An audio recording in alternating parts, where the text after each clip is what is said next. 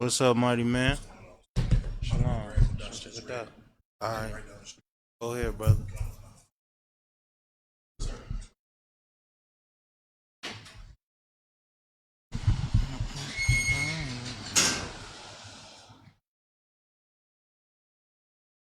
What's going on, sis? Lord Christ.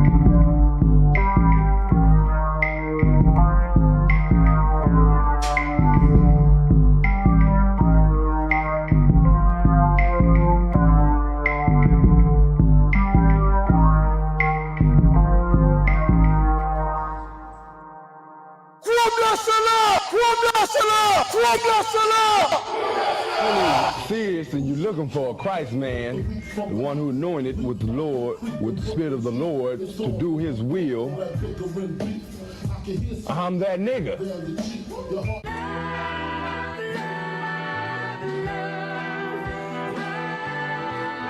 One West, 125th Street. Look, y'all put y'all faith in presidents like they gon' change this country. Run the league and let y'all play cause y'all gon' make 'em money. Fuck Obama, he ain't come, he don't call American honor don't like no soldiers. For the spirit of the Lord, we don't like no soldiers. Black, Hispanic, Native, they hate y'all as the same. Paint Christ in their image, paint you as a slave. God ain't all love, scriptures say he hate. African soft niggas, they know we not the same. School to prison pipeline to get you off the streets. Put you in the cell toilet connected to the sink. Molested as a kid, she prostituted as a teen. The byproduct of Martin Luther King dream. They just took the yoke off, my nigga, we ain't free. We living bleak in these wastelands of poverty. If you don't know the truth, then the lies sound promising. Prophecy, gift and the curse. Dylan started killing, they was sitting in church. Black folk forgave him, man, this shit is absurd. You should never love your enemy, that shit ain't gon' work. Yeah, fuck dying on your knees, you better die in glory. Man, I joined the UPK, taught me the art of warring. I took a nigga life like mine to be recognized. I feel that pain every day, it can't be reconciled. Pops banging, my sister a prostitute. My brother got life, and somehow I still found the truth. War ready, no cowards, no excuse. Fuck reparations, you can't bandage no open wounds. Blood on the leaves, body swing hung from a noose. I was on a run in Nashville and I found the truth. I called the school, classes being held by the shock on my life. I want to be a gangster like a cop. Do this for my brothers, real brotherhood. Everything we do, we got it out this book. My nigga, I can never be no African. UPK the only authorized acronym. I'm passionate about my brothers and sisters.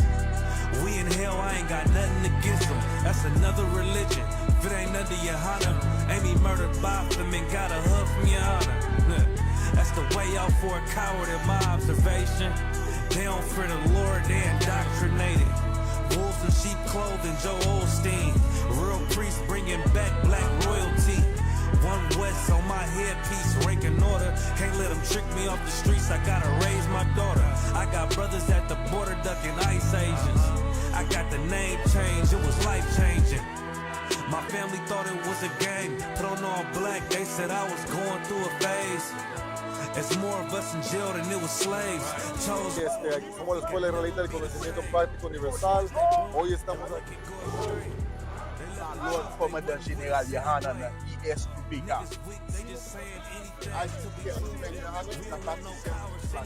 This is what Commander General Yohanan did. This is what he did. first camp, I cut off all my dreads. I took an oath when that oil hit my head. Niggas capping like they lids. I'm a priest, I never stick no fork in no pig.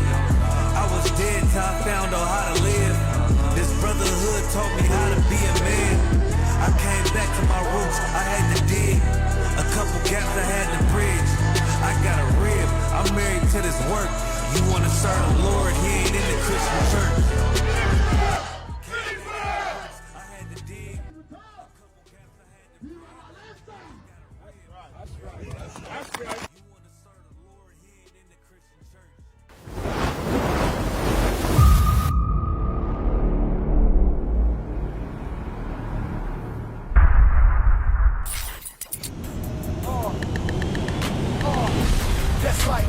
ISUPK Detroit presents under Commanding General Yohana. ISUPK Detroit Community Service.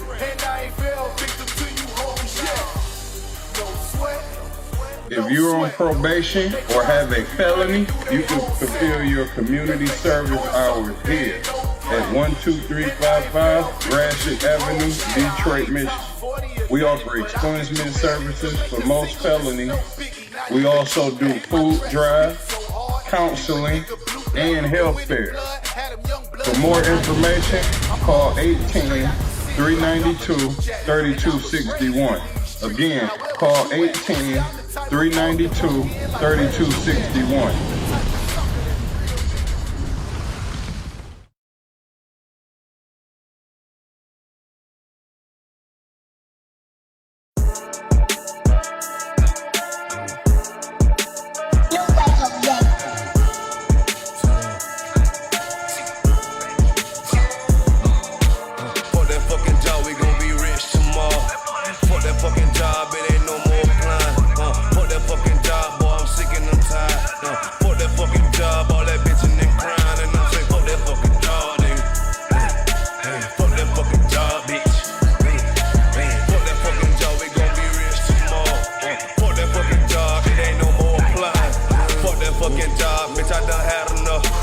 Fuck that fucking job, I'm watching everybody work. Fuck that fucking job, that little pay by the hour. Yeah, fuck that fucking job, my back hurting and I'm hungry. Yeah, fuck that fucking job, nigga. What's up, mighty man? Cut between the two, get this money, go home. Yeah, all these people so, all these bitches they good. Papa One. I came in, I bought up on the boss, and they promised me. Jeremiah, what's up, boy? Want my ass to work. I see you, brother. Sean, where you been? I've been taking the shit. Knowing damn well that I don't. Nah, he good. Fuck that fucking job, we gon' be rich tomorrow. What's up, bro? Fuck that fucking job, it ain't no more line. Fuck that fucking job, boy, I'm sick and I'm tired. Fuck that fucking job, all that bitchin' and crying, and I'm saying, fuck that fucking job, nigga.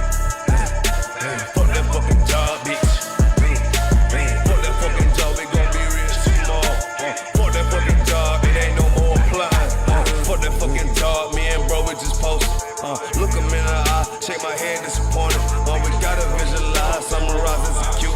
All these people drop like fly, why the fuck we still here? Man, fuck that fucking job.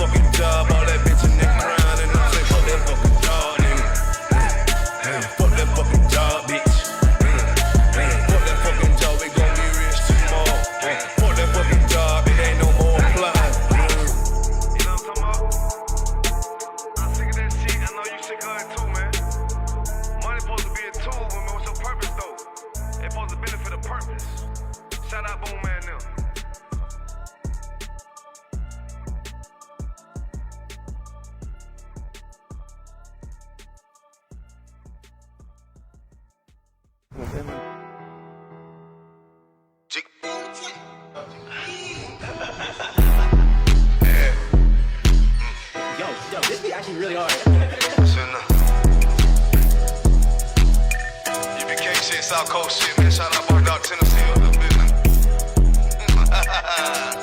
Hey, get the money, hey.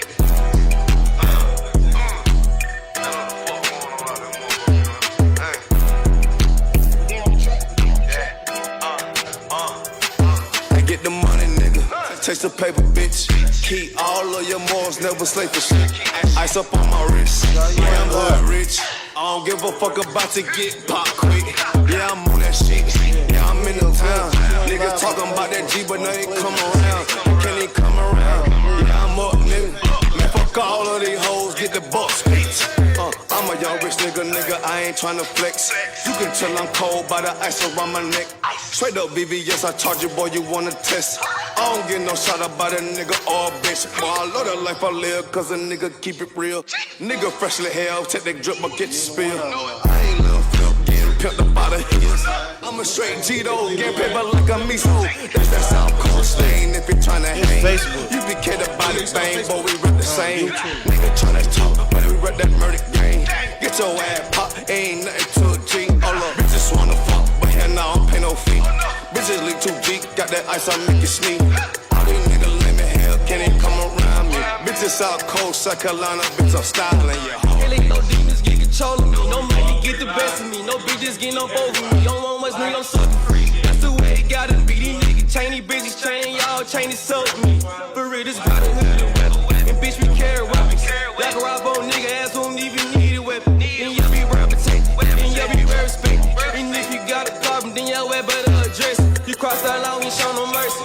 Cross that line, you ain't gon' need search. You pull up and they get nervous. You ain't making no moves, you ain't got no purse. On you case, so I ain't never worried. I'm putting them right, both of my hands dirty. For real, I learned from the OGs. I'm a young nigga, but I'm a certified priest. And not from Tennessee. In this mandatory that I gotta keep my heat. You should play it safe, and we gon' play for keeps. For real.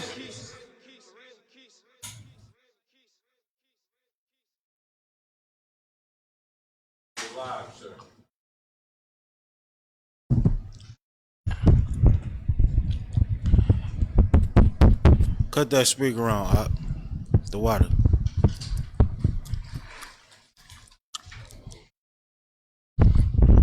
Check. Make sure the sound good, Michelle.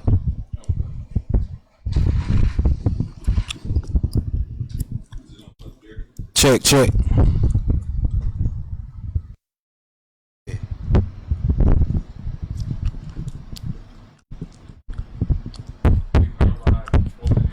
Check, can you hear me? Check. It's just not being projected in the classroom. All right, see what y'all can do with that main speaker over there. All right, Shalom Israel. This is Precinct Officer 5000 Hadar Yalla, the camp leader of Michigan, Northern Ohio, Northeast Ohio, Pittsburgh, Canada. Today is Tuesday, the mandatory scripture breakdown class for all of those zones. If you in those zones, make sure you like and share the class. You understand? Get this truth out here to your people, man.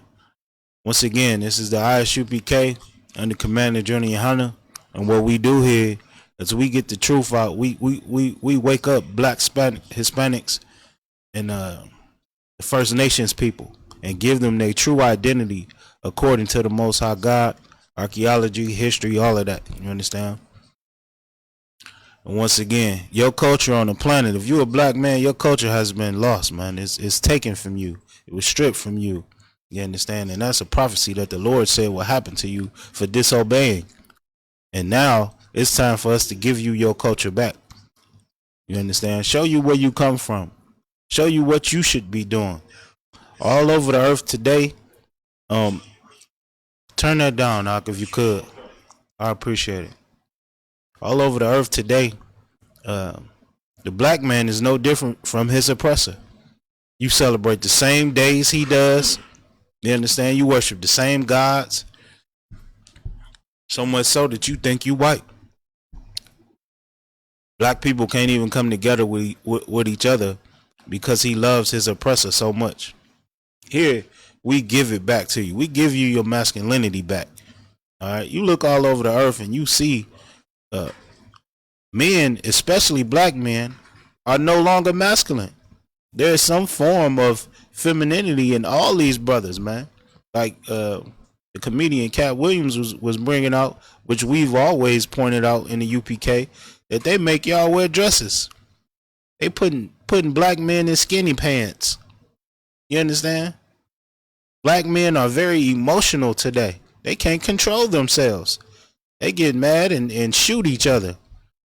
They forgot who they people are. They hate each other. All that comes from you following your oppressor. You understand? He's the number one drug dealer on the planet. He hates his brother. You understand? He wars for fun. That's not us, man. We're naturally a loving people. You understand? And we have our own God. And today, you get your culture back. Monday through Saturday, we have classes here. Today, we're in Detroit school, 12355 Gratiot Ave. If you're in the area, make sure you come out to the school, man, and get these classes in person. You understand? The scripture breakdown class, man, you can ask all the questions you need on any topic. We've been lied to since we've been in this funky place called America. And everything about the Bible, they have lied to you. They told you that God was white. Jesus was white. The angels is white and naked and babies. They told you that the chariots of the Lord was UFOs. You understand? And they made all kind of space programs to to shoot them down. Like, how stupid can you be? Some form of advanced technology, and you think you gonna hit it with a rock or a bullet? They stupid as hell, and that's the culture and the oppressor we follow today. So it's very important, man, to get in these classes. Israelite school of universal and practical knowledge. This practical knowledge is stuff that you can use on the earth. We teach a man how to be a man, and a husband, a wife how to be a woman how to be a wife, I should say. You may think you know these things because you grown, but you don't. That's why so many marriages fail in America, because they've never taught you how to act. They've never taught you how to love. And you can't expect to be taught by a caveman. All he gonna teach you is how to grunt and fight, eat with your fingers. You understand? That's what cavemen do. They can't teach you nothing intelligent. Trying to get some form of intelligence from a low people, a base people. And we're more intelligent than these people. America would not be what it is without black people. The slaves. Imagine that. People that you didn't want to learn and that you held back for so long. You wouldn't have technology without us.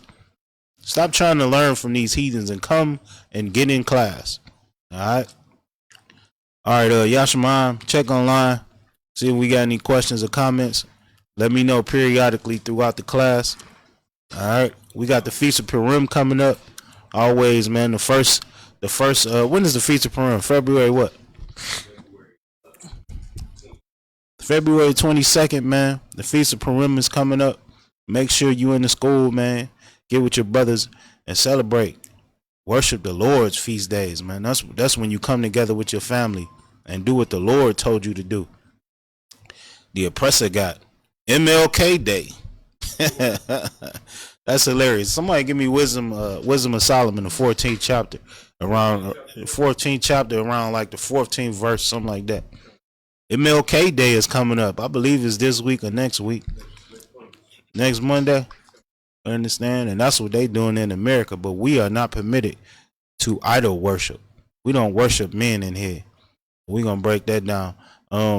Every Monday is Black Watch with Commander Journey and Hunter, man. Y'all make sure y'all tune into that. That is news for black people that black people need. Today, they water down your information and they try to flood your mind with Cat Williams and, you understand, the next hip hop trend and what Will Smith and Jada is doing. But there are other things going on the earth that you need to know about. And if you black, Hispanic, and Native people, you're going to find out when you watch Commander Journey Hunter and Black Watch, man. That's the news that black people need to see. Mashai, you got your hand raised? What's up, brother? This is the Wisdom of Solomon. 1 second, brother. You understand? We should be having a food drive this weekend in Flint, Michigan. Lord allow, you understand? If the weather allow as well, we'll get out there in Flint. If the weather is too cold, snowing, raining, anything like that, we're going to postpone it until the following week. So we'll keep you updated with that food drive in Flint. If you all in the class, y'all see we got pallets of food in this room, in the next room. You understand? Shout out to the brother, Officer 1000 Mashad, man, over the food program here in Detroit. You understand? We make sure that we get food, man, so we can feed our people, clothe our people. We got pounds and pounds of clothes over there, and we'll be giving out food and water to the residents in Flint, Michigan. So if you're in that area, make sure you come out. Like I said, Lord allow, we'll keep you updated with that. Mashad, go ahead, brother. And there's another. Is his mic hot? Yashamayam, is his mic hot? Go ahead, brother. Next door, there is another 80 boxes of clothes that we through the efforts of Officer 50. Shout out to that brother too, man. Officer 50 out Tazarock, man. And that's what it is, man. You in the truth, man. Put your work in, man. Put your brick in, man. Don't let nothing come before the work of the Lord. Not your job, not that funky weird you got. You understand? If she's against the truth, man, you tell her she got to get with it or get lost. Your only job here, man, is to serve the Lord. What else is there? You understand? What else should you be doing besides serving the Lord, man? All right, so like I said, let's touch on that real fast because black people are gonna celebrate MLK Day, and they look up to Martin Luther King. Michelle, I know you touched on that a little bit yesterday. MLK, what you touch on? How the Lord was gonna unalive him?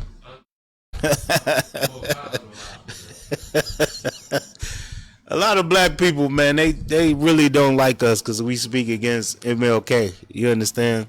But the brother was a traitor, man.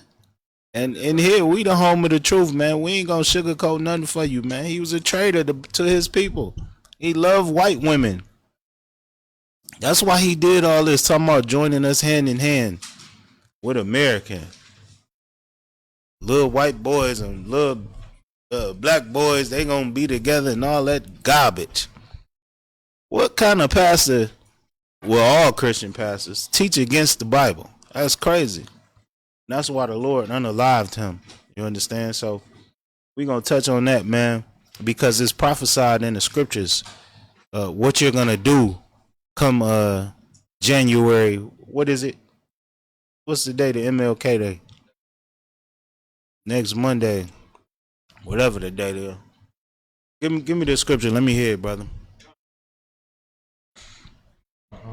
This is the Wisdom of Solomon, chapter 14. Starting at verse 14.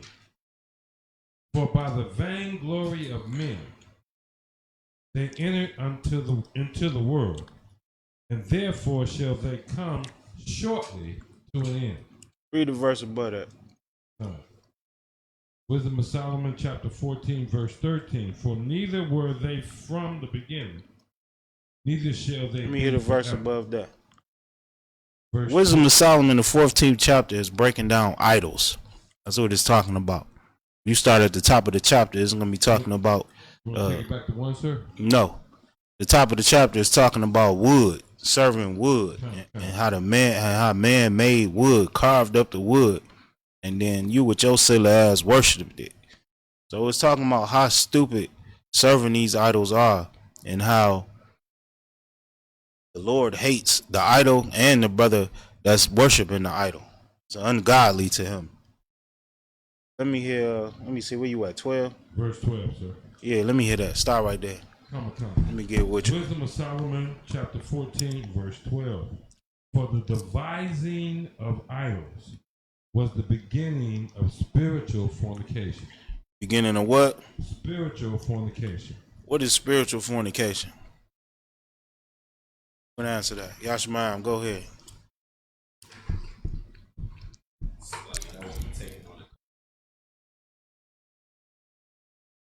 No, that's not spiritual fornication. Abawan. Would it be idolatry, sir? The mic, we got two mics. Well, yes, that's what it said here. The devising of idols was the beginning of spiritual fornication. But what is spiritual fornication? First of all, let me ask you, what is fornication? Who can answer that? What is fornication? Go ahead. Illicit sex. Okay, that's one thing. What's the other one? You want to answer that, Capon?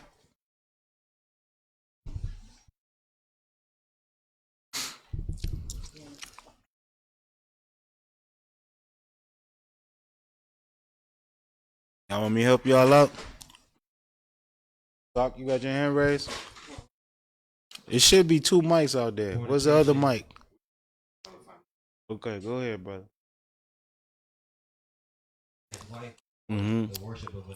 That's what fornication is. And like the brother said, it could be one or two things. It could be, so the brother Kazak said laying with another man's wife, right? Fornication is actually more than that. Fornication is any type of unlawful sex. All right, so men laying with men, adultery, which is a man laying with another man's wife, or a woman being with another man that's not her husband, having sex with an animal, what they call bestiality. So any type of unlawful sex is fornication. But also there's something called spiritual fornication, which is the worship of another god. Masha. Salaki, where's the brother going? Somebody has to be there. Make sure that somebody's on the computer. If I could, I want. Go ahead. Spiritual fornication. Would that be Salaki, because you should be there. He should be here. All right. Would that be because the Most High considered himself married to Yasharala, or married to Israel? Israel is the Khan. of the Most High. Khan. Did you get the brother?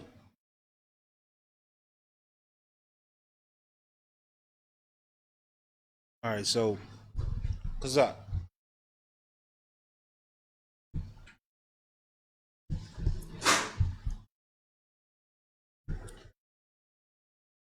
What? Put that mic down.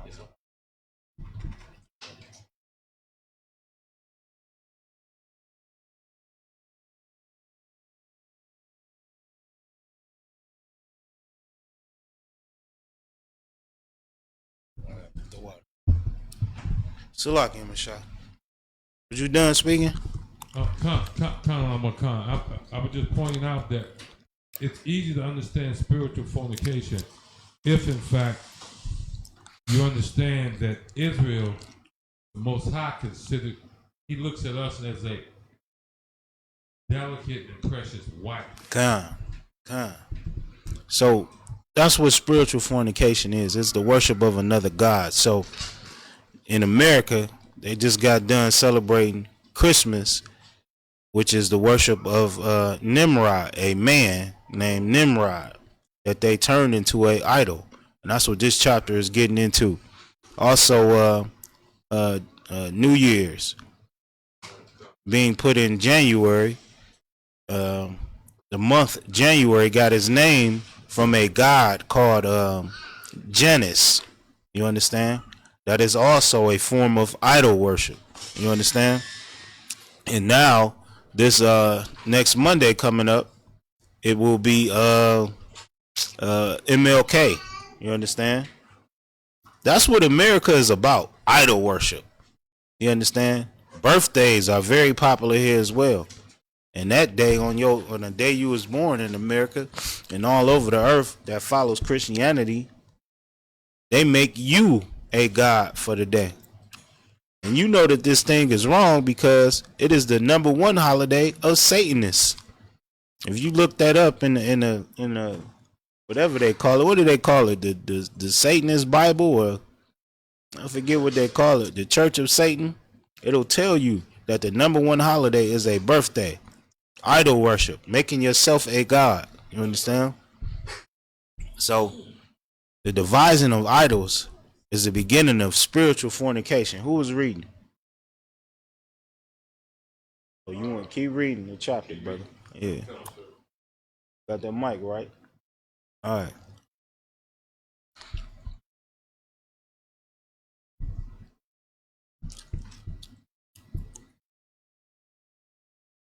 This is the Wisdom of Solomon. 14. We are at 13. Verse 12. Verse 12. For the devising of idols was the beginning of spiritual fornication. That's the beginning of spiritual fornication, which is the worship of another god. Creating these idols, creating these days, you know, a day to worship anything besides the Most High. All right. That was the beginning of spiritual fornication. Go ahead. And that started in Babylon. All religions come from Babylon, in case you didn't know. All these days that you keep today, New Year's, that was the worship of a Babylonian god called Marduk.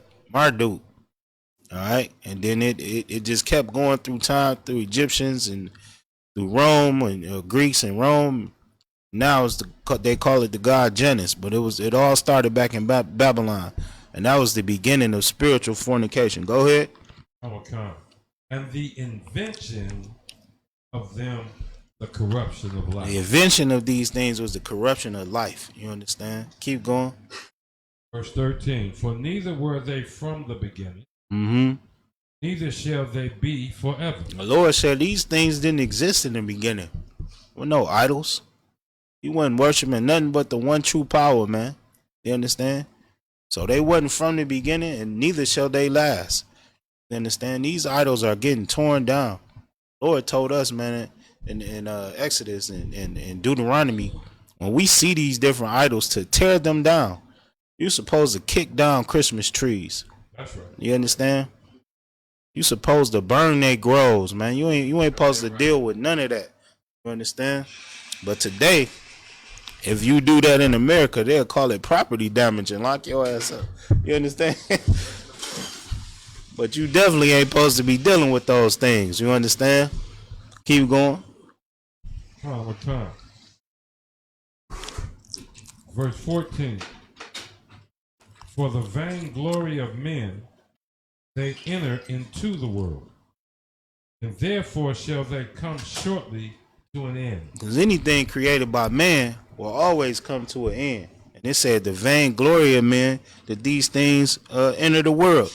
And that's how you get an idol, man. A man making another man popular and worshiping a man, worshiping a tree, worshiping rocks. You understand? Men are very vain and ignorant without God. You understand? And it's very heavy that the Lord chose us to give the knowledge of the earth to his people. Everybody besides the Israelites are dumb. And any sense of wisdom that they have comes from the Bible. It comes from us. You understand? Shalom, Mark. Go ahead, Mashah. Verse 15. For a father afflicted with untimely mourning, when he hath made an image of his child. Kodash, if you could do a sound check and cut that speaker on for me. Read it again, Salaki. Come. This is Wisdom of Solomon, chapter 14, verse 15. For a father afflicted with untimely mourning, when he hath made an image of his child, soon taken away, now honored him as a god. And that's how you got MLK Day. Right there. You understand? That's how you end up worshiping Pookie. You understand? Y'all ever rolled down the street and seen a bunch of teddy bears and alcohol in a random ass spot? That spot is where Pookie got shot. Right there. You good? Is it too loud? And every year you go back to that same spot and you pour out some liquor and drink with your cousin Pookie, cause he died too soon. That's how idols are created. You understand? An untimely death. Read it again. For a father afflicted with untimely mourning, Mm-hmm. when he hath made an image of his child, soon taken away, now honored him as a god. Now honored him as a god. Look at that. Now understand, the scriptures say that the Lord is the one who gives you life, and he's the one that taketh your life away. You understand? The scriptures say not a bird will fall from the sky without the Lord approving it. So if this brother or sister or whoever it was got unalived, please believe it was because God wanted it. Why would you take this same person and now worship him as a god? Now, in America, people don't really understand how they're worshiping somebody, so we can break that down. Somebody dies and you create a shrine for them. Y'all know what a shrine is. You know what a shrine is, right, sis? Somebody dies and you put their picture up on the mantle. You understand? And put flowers and their favorite liquor, their favorite blunt that they smoke. You keep that. Shut up, Yashibai. You put that up on the mantle, or you put that somewhere in the room. You understand? You are now worshiping this person, and you go back every month or the day he died, every year, and you sit there and talk to grandma. You talk to Unc, and you talk to Pookie, and you get his favorite bottle of liquor and pour it out or put it up to his picture like he drinking the goddamn liquor. You understand? You turning this into idol worship. All right, so read that again. So like it. Come. For a father afflicted with untimely mourning, when he hath made an image of his child, soon taken away, now honor him as a god. Honor him as a god. Go ahead. Which was then a dead man. He dead, man. Keep going. Good night. Delivered to those that were under him ceremonies and sacrifices. What they do to him? Ceremonies and sacrifices. And that's that liquor. You bring that liquor next to Pookie's picture every year. Now you making ceremonies and sacrifices. Pookie and uncle and grandma. They gone. They don't know what the hell you doing. Nor do they care. You understand? They sleeping with their fathers. Meanwhile, your simple ass head buying them they favorite flowers and they favorite liquor and blunts like a fool. Go ahead, Michelle. If I could, and I know it's going to sound insensitive, but all these not of the Bible movement we've seen in the last at least 5 years, 10 years. Right? Remember the movement of Trayvon Martin. They make him a god when they remember the Black Lives Matter movement when the brothers they had pictures of him. They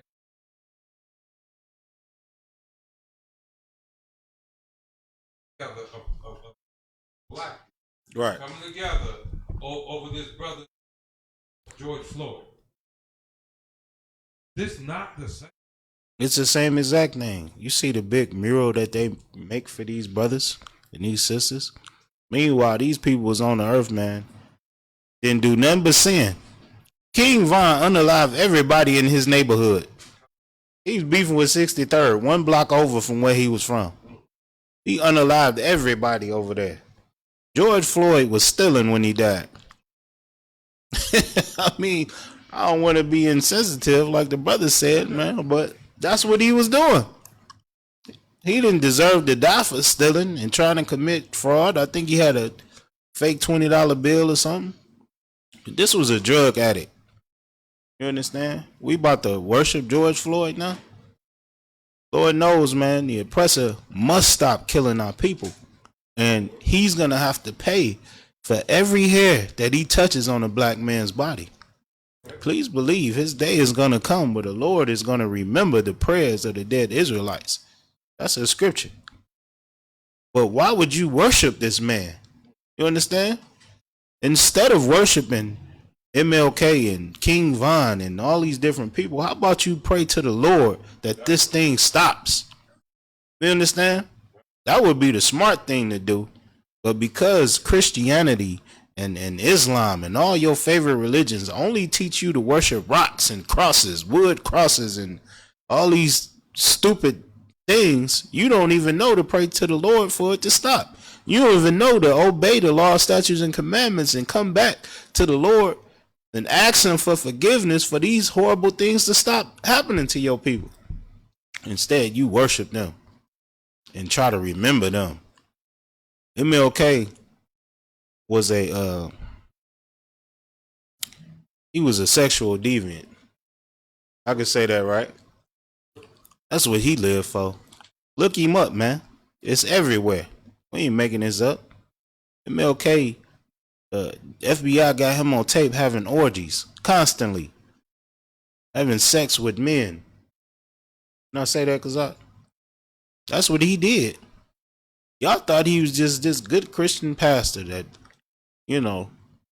only follow God. Yeah, right.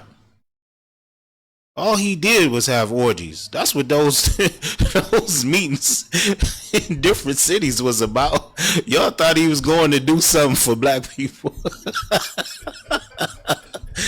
MLK was having a sexual retreat. That's what he was doing. That's what he was doing, man. He going to these different hotels, man. And you can't say I'm lying, man. Look it up. Whoever don't believe me, just look it up. The FBI got him on tape telling a white prostitute, I ain't no nigga tonight. Come on, man. And we got to remember him every year. Let that nigga die. Let his dream die. Let whatever he stood for die. Because it ain't do nothing for black people. Joining us to America did nothing for black people. It ruined us further. You understand? Go ahead, Yashaman. What you got, bro?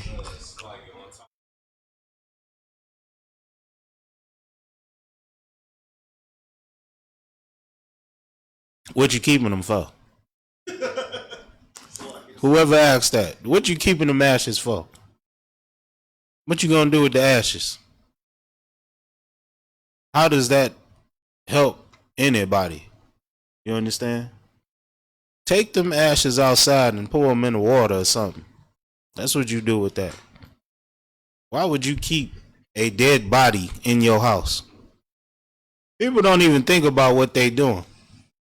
That's what America does to you, man. America is the place that makes you get a tree that you know supposed to be outside and put it in your good carpet in your living room that you don't even want shoes on. You take a filthy tree. I can't even say it without laughing. That's how much America dumbs you down. And you don't even think about the stupidity that you doing. Why in the heck would you put a dead body? I know people that put a dead body around their neck. Somebody die. They go buy a chain. They make special chains just for that. And each one of their loved ones scoop up some of that dirt and then they wear it around their neck every day. Come on, man. What is you doing that for? That's idol worship. Do not keep them ashes, man. Take them ashes outside and pour it in the water. You understand? The scriptures say a wise man mourns for 7 days. Give me that scripture. Who know that scripture? Let me hear that, Kodash. People today, man, they will cry every year somebody died. And y'all wasn't even that cool. Nigga barely liked this nigga. Y'all talked 2 times a year. He owed you money when he died. You understand? It's like, come on, man. The traditions of America and Christianity will have you doing some stupid stuff, man. And that's why we have these classes, because we trying to wake our people up, man. Come out of her. That's what the Bible says. Come out of her. Go ahead. Who got the? Make sure you get the mic, brother. Go ahead. Ecclesiasticus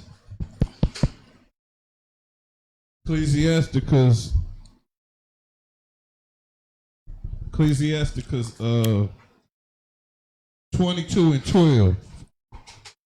7 days do men mourn for him that is dead, but for a fool. But for what? But for a fool. Come on. And an ungodly man. And who? An ungodly man. Read. All the days of his life. Good night. That's you silly niggas worshiping MLK. You understand? That's how you is if you got ashes around your neck and ashes of your dead grandma on your mantle. Don't you know that the Bible teaches regeneration? We all been here before. We all on a cycle. When you have kids, you bringing your loved ones right back. Y'all done had 5 and 10 kids, man. Your grandma back on the earth. You understand? Meanwhile, you still got her dirty ass ashes in your house. Stop doing that, man. So no, you don't want to keep ashes, man. You don't want to mourn somebody forever. An ungodly man mourns all the days of their life. A wise man mourns for 7 days. And then when you do it, I see you, Zarok. And then when you do it, you know, somebody dies, man. Don't be scared to cry. You understand? Let that out. But sometimes you'll hold that back and then you'll bust out crying over nothing. You understand? You lost your keys. You'll just start crying. Because you ain't never mourned properly for this person that died. So definitely mourn for that person. You understand? And miss and remember the things that y'all did. But after that 7 days, goddamn. Just move on, brother. The Lord wants you to live, and that person wants you to live. They don't want you to keep smelling the ashes and trying to match the chain with your favorite outfit. Them dirty ashes. They don't want you to do that, man. Go ahead, Zarok. Kind of one. So that's heavy because like it really tell you like when you like yeah, you good. I can hear you now. All right. So that scripture real heavy because it's really breaking down like people that's ungodly and they ignorant to the fact they don't understand the life cycle you just. God, and that's the problem, man. Problem with the earth today is that no one reads the Bible. No one understands the Bible. You understand? That's because the priest of the Lord is not teaching it to you. You going to all these sexual deviants, man. Y'all seen Kurt Franklin sitting on that man's lap yesterday? Okay. Brought that out in Black Watch, man. That is horrible. That's who you learn the Bible from. You learn it from Power Bottom. That's who they learn the Bible from. You learn the Bible from P. Diddy's best friend. Man that said it ain't nothing wrong to have fun. What? That's who you pay tithes to? We got pallets of food here, man. We can't wait to give it away to our people. That's all we do is love our people and teach our people. We live it, the truth. We live the scriptures. Right here, One West, man, UPK. We live it. Meanwhile, y'all following sexual deviance. That's why y'all don't know nothing. That's why you don't know regeneration is real. Just like the scripture said in Ecclesiasticus, man, you can see all these things with your eyes. You see the sun going up every day, going down, the moon, see the wind blowing, see the rain. Everybody was taught about evaporation, and never once in your mind do you think that you are on a cycle. See, everything else is on a cycle. For some reason, you think you ain't on one. And now you worship dead people. You understand? Keep going with the scripture, Michelle. Come. Verse 16. Thus, in process of time, an ungodly custom, grown strong, was kept as a law. Through a process of time, from this person dying too soon in your eyes, you create a memorial for this person. Start having ceremonies for this person every year. You understand? Read it again. If I could. 1 second. Read it again. Come. Thus, in the process of time, an ungodly custom. That's ungodly. Every year, you thinking about this person. You doing the ceremonies for this person. Now an ungodly custom has formed, especially if this person was popular, like MLK. He's popular. All black people loved him for some reason. He lied to you and said he was marching for jobs. He lied to you about everything he did. Y'all grew to love this man. You understand that? Now you created an ungodly custom, which is worshiping him in January. Understand? Keep reading that. Come. Thus, in process of time and ungodly custom, grown strong was kept as law. Was kept as law. You understand? Y'all gonna get the day off from work on Monday. A lot of y'all made it a law. You get the day off to remember and worship MLK or G Mike. Your nigga name wasn't even Martin. Name Salaki. Oh, I can't say that? What I can't say? Oh, damn. All right. What I can say? Can I say Negro? All right. I'm old school, though, don't it? Go ahead, Michelle. God. And graven images were worshipped by the commandments of kings. And graven images were worshipped by the commandments of kings. America made this day popular. Gave you the day off and gave that big head Negro a statue. Got a big head statue somewhere. Up. Multiple. And he got multiple streets where black men died everywhere. Every MLK you know about, every MLK street you know about is good. There's mass crime there. They selling crack right now. Okay. Right. Go ahead, brother. And it's MLK everywhere. Make sure you're speaking to Mike, though. Because you'll be able to hear it in the speaker. Come. Go ahead, brother. Verse 17. Nah, what you was saying? Oh, I was saying we have an MLK here in Detroit, and it's a pretty dangerous area. You ride up and down that boulevard. It ain't the safest area in the world. We got MLK Street. We got MLK Projects. Okay. I know y'all heard of Martin Luther King Projects. The King Homes. Don't go in there. I grew up over there. Okay. I remember that. Why you don't even want to go over there? One, you got something? Just to reiterate how dangerous the King homes are, that's where that lady had put her kids in. It sure is. Sure is. It's rough over there. Lady had her kids in the freezer. 2-3 of them goddamn babies. Oh, it was stinking. But it stank so much over there, nobody even thought about nothing. Like, damn, it always stank over here in the King homes. Rough over here. She went about living her life. That's Christianity right there. She didn't even feel nothing about it. I bet you she celebrated MLK Day too. Okay. That's what happens in America, man. Keep reading. Verse 16. Thus, in process of time and ungodly custom, grown strong was kept as law, and graven images were worshipped by the commandments of kings. Verse 17. Whom men could not honor in presence because they dwelt far off. They took the counterfeit of his visage from far and made an express image of a king whom they honored. Made an express image of who? A king of MLK. Whom they honored. Who they honored. Understand? Go ahead. To the end that by this their forwardness they might flatter him that was absent. They think they flattering MLK by honoring him and giving him his own day, his own holiday. Read. As if he were present. As if he was present. He don't know what you doing. You understand? When MLK was here, y'all hit him with rocks. Bust him upside his head. MLK got shot in the face by smoking a cigarette. Okay. That's what happened to MLK. But today, they gave him his own day. Right? As if he were present. As if you could actually honor him. Read. Verse 19. Salakia. Verse 18.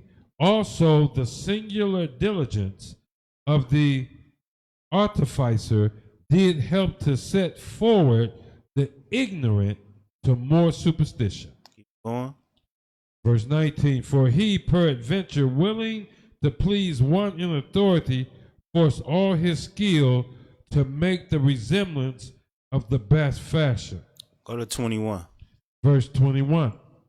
And this was an occasion to deceive the world. That's what happened, man. Doing this thing, now you can deceive the world by saying that this man who we know was nothing is a great man. Meanwhile, we can look up the tapes and see exactly what he did. Comic-Con. Nothing. That's what he did. He had sex parties with white women and prostitutes. That's right. Him and his pastor friends. That's what they did. We could read some of the stuff where the prostitutes said they ain't never had a nastier time than when they was with him. Imagine that. That's crazy. With the Christian pastor. Now, we talking about prostitutes here. You know they be with some of the nastiest dudes on the planet. Y'all seen them truck stops before? Okay. You telling me MLK was nastier than your average truck driver? Comic-Con. Good night. Yes, they said it. He topped your average truck driver. Good night. Got something, y'all go ahead. Comic-Con. And I know I got to know my phone here. Officer Zarakin sent it to me. There's actually tape. You speaking clearly in that mic. Con. OG Mike was in the room while, and I'll put this without messing up the tube, but there was some sexual abuse going on with the sister. Yes. He was there and he condoned it. He Yes. didn't try to stop it. He was actually applauding as it went on. Damn. And that's recorded by the FBI. Y'all got that, man. Pull it up. Comic-Con. No, I sent it to some of y'all. Pull it up so we can read that. Y'all see we ain't talking in here. This is facts, man. Remember, the FBI created a program called COINTELPRO. And it said that their job, their whole goal was to stop the rise of a black messiah. So what they did was they followed every so-called black leader around, understand, to really see what they was about and see if they could find dirt on them. All right. And they actually, got all this dirt on MLK and then told him, like, man, we going to expose you if you don't stop. And that's why he said that in that speech, like, he might not make it with you to the mountaintop. He didn't prophesy his death or nothing. He knew he was about to stop doing it before they told everybody. You understand? He was about to stop going and calling himself a so-called civil rights leader because he didn't want to be exposed, as they say today. That's what they like to say. I'm going to expose you. The FBI said they was going to expose MLK, so he made his last speech talking about he ain't going to make it to the mountaintop with you. He knew he was going to be at the crib. You understand? But in those tapes, man, they definitely got everything they needed to show how disgusting he was.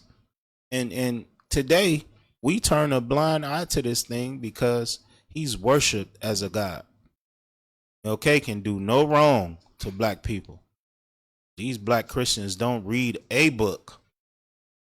Not Harry Potter, not nothing. Whatever you tell them, they just gonna believe it. Understand? Did you find that, Mashah?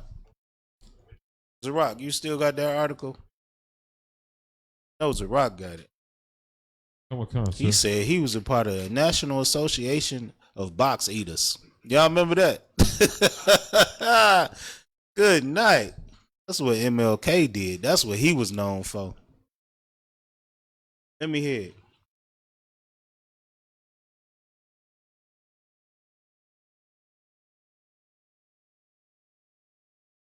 Article is entitled "The Troubling Legacy of Martin Luther King. This is his legacy. It ain't got nothing to do with civil rights. He ain't getting nothing done with that. Subtitle. The what they call them? Alternative lifestyle movement. That's who gets civil rights, not you. Go ahead. Subtitle: Newly revealed FBI documents portray the great civil rights leader. The great. You see how they use those words? What's great about him? Go ahead. As a sexual libertine who laughed as a forcible rape took place. This is by David J. Garrow. Go on. Newly released documents reveal the full extent of the FBI's surveillance of the civil rights leader, Dr. Martin Luther King, in the mid-1960s. They exposed in a graphic detail the FBI's intense focus on King's extensive extramarital sexual relationships. Extensive. Go ahead. With dozens of women. Well, how many? Dozens of women. Dozens of women. Every city he went to. And also his presence in a Washington hotel room when a friend, a Baptist minister, allegedly raped one of his parishioners while King looked on, laughed, and offered advice. Them pastors had holes in every area code. That's crazy. They supposed to be known for being good men, though, right? Godly men. That's what a godly man is in the Christian church. A alternative man. Why is you in the room while another man is having sex anyway? That is weird. Go ahead. The FBI's tape recording of that criminal assault still exists today. It was a tape recording. So why are they saying alleged? They heard all of it. They know it was a rape. Go ahead. Comic-Con. Resting under court seal in a National Archives vault.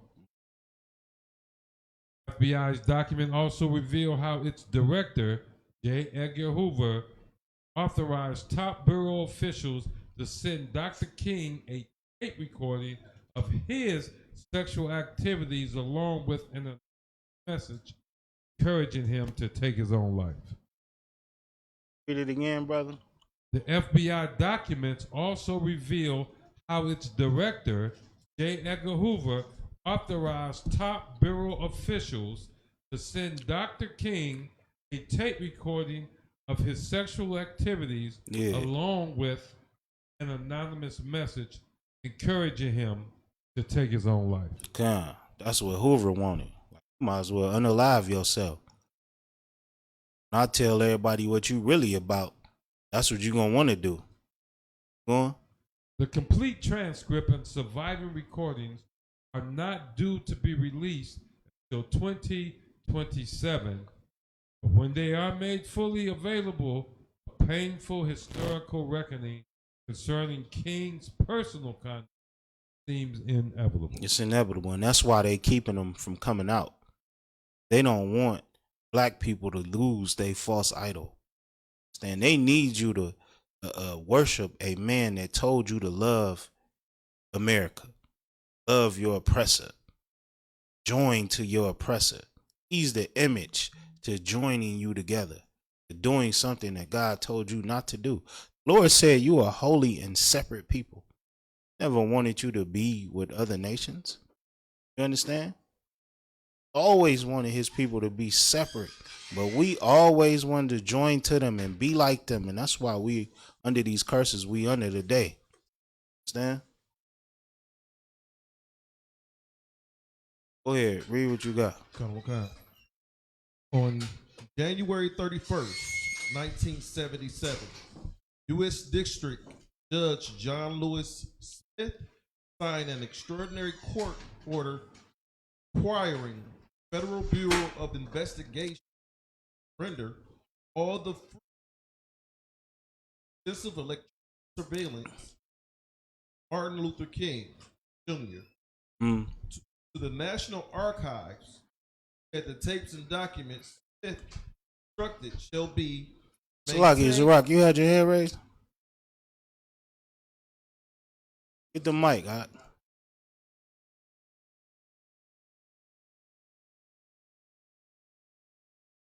say you had a precept? Yeah, kind of. I had a precept on this. They go to matter. Okay. You ready? Let's read this first, and then we'll get to the precept. Keep going.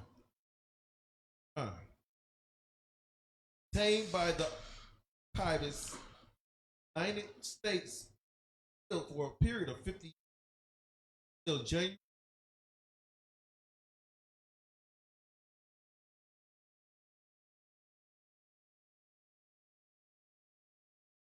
Never before reports and considering King finally set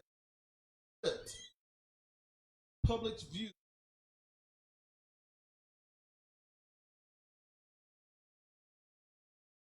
Difficult to this has occurred thanks to the provision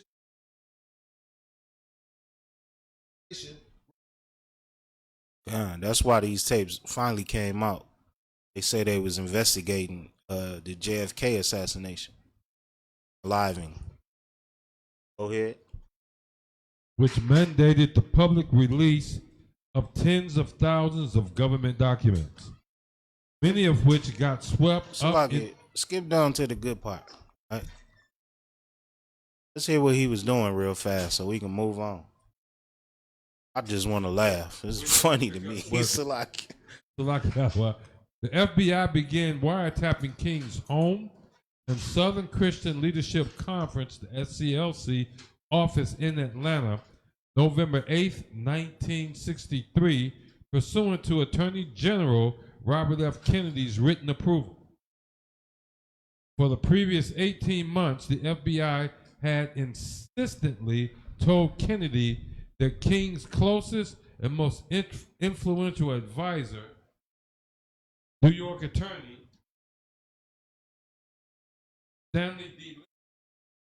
was a secret member of the Communist Party USA, CPUSA. Yeah, all his friends were snitching. They was all. That's why everybody hate Jesse. Jesse was a op. You know what? I want you to read that and find the good part, man, because I don't want to talking about this class, man. Give me that precept, Zerat.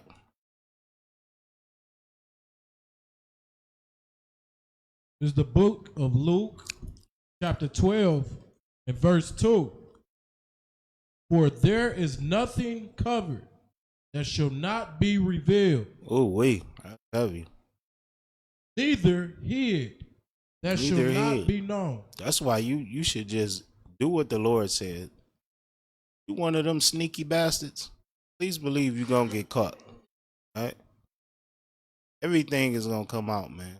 And you're going to be ashamed. Just stop doing it. Everything will be revealed. Come. Go ahead. Con out of one con. Therefore, whatsoever ye have spoken in darkness shall be heard in the light. Nah, MLK was Dr. Martin Luther King. He ain't read this scripture. He ain't know that all those sexual orgy parties he was having all over the Midwest and all over the down south, that we would find out.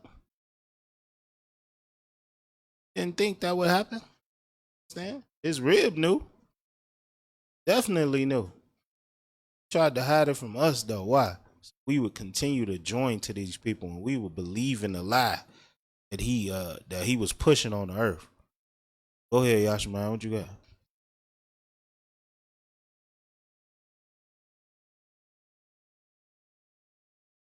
Anybody raise their hand, make sure you have a mic. Go ahead. Khan. Malakama online, he said on tape with snow bunnies. On tape with snow bunnies, Khan. And Chinese women and whoever would lay with him in whatever state. In this article, it's going to tell you how he had them waiting. He got in the hotel. They just waiting there for him.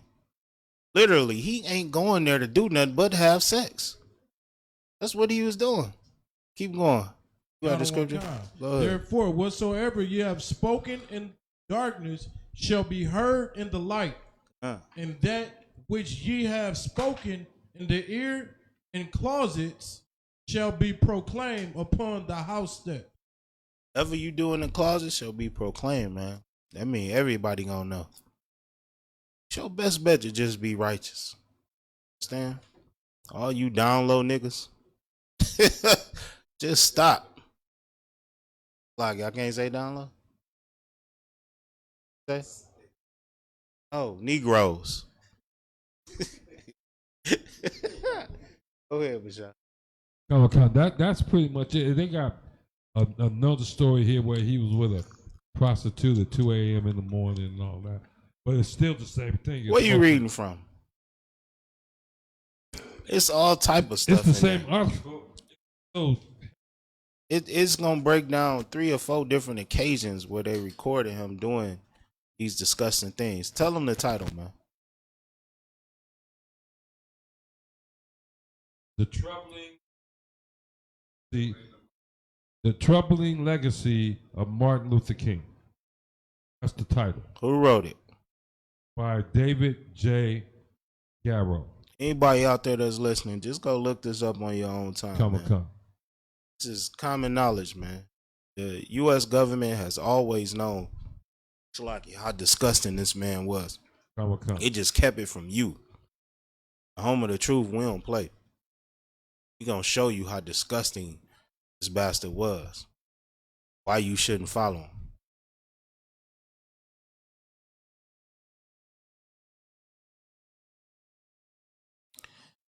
So, that it on the scripture? Like I said, man, just go back and check that article out. Go back to Wisdom of Solomon in 27, 14 and 27. And everybody out there that's watching online, make sure you like and share the class. Type in your questions, man. YouTube, Facebook, TikTok. If y'all got any questions, man, type the questions in. Let me hear those questions. That's what the scriptures breakdown class is for, to get all your questions answered. Any of those lies that you've been taught in the Christian church and the Muslim mosque and all those things, man, bring them to class so we can help you out. Go ahead, Zarat. Him and Gail. Let me hear it, brother. See, Zarat know what I want, man. Yeah. Let me hear it, brother. Down on one kind. It says right here. It said then King had intercourse with Gail while Clara watched. It was nasty with Gail and Clara, and his other pastor friend was in there. It was, oh man, go ahead. After what Gail stated seemed like hours, King rolled off and had another drink, then climbed back on for a second go round. Good night. It's getting busy. Go ahead. After King paused again, his friend showed up, had a drink, and had intercourse with Gail. He got right to it. They wearing Gail out up in there. Go ahead. While both Claire Ward and the Red King watched the action from close by position, with Claire sometimes stroking Gail as well. Can't even hear this without laughing. Like, to hear this, you have to envision it. So, all y'all in the room looking at each other do nasty sex. Go ahead, Michelle. I know it is, right? What you got, Michelle? You got a question or comment? Go ask the question. This sounds like a P. Diddy party. That's what it is. This the first P. Diddy party. Understand? Go ahead, Zarat. Kind of one kind. Gail then stated that she was getting scared as they were pretty drunk and all using filthy language. And last, she told Claire Ward she would have to go. Claire informed King, who then whispered in Gail's ear, I would like to try you sometime again if I could get you away from Claire. Hold on. A girl said that?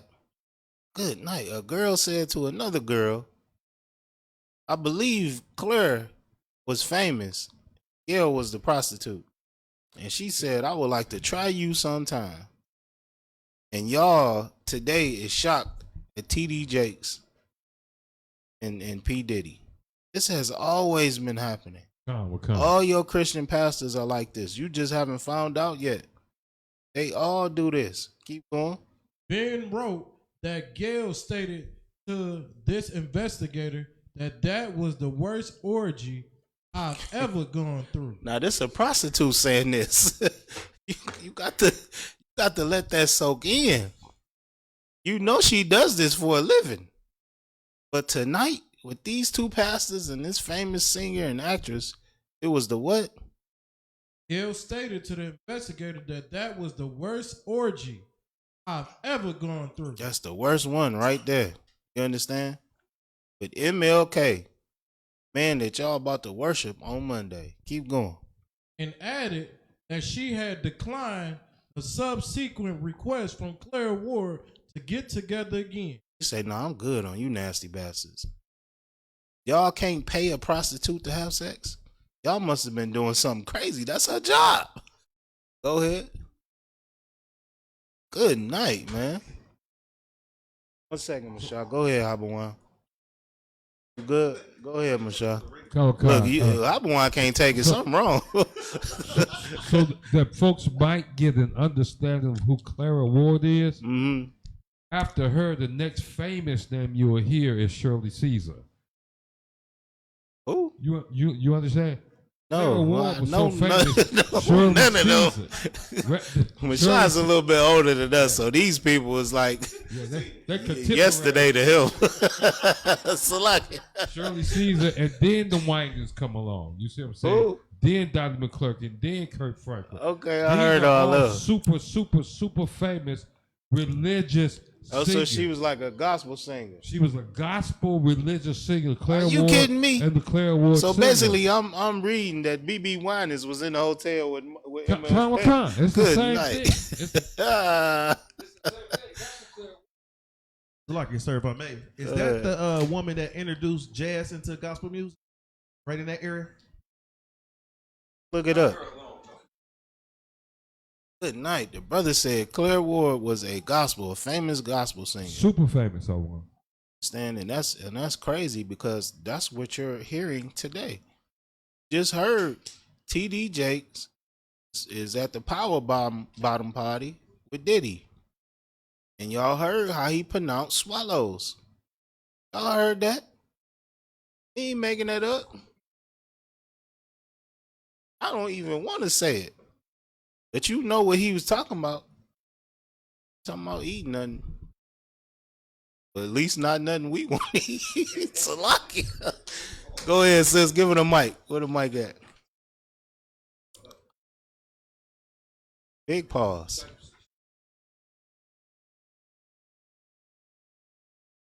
Gotta turn that mic. Also because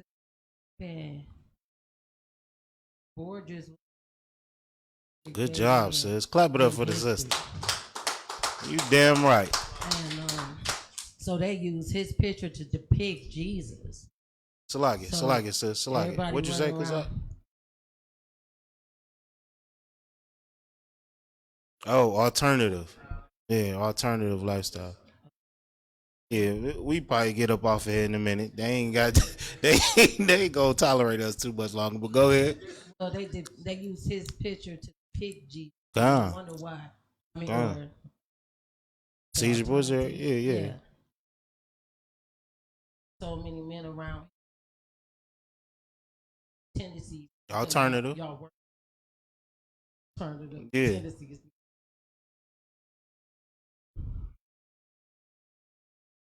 God, that's heavy right there. Also, God, to add to that, besides the image and the idol that they worship of that alternative man, it's also the religion itself.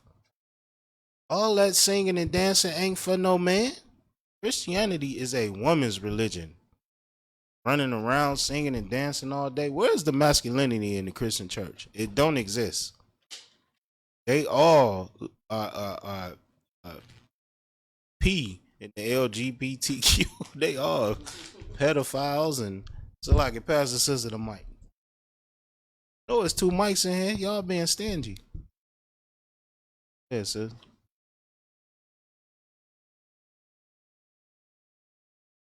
Damn. They twerking today. Twerking.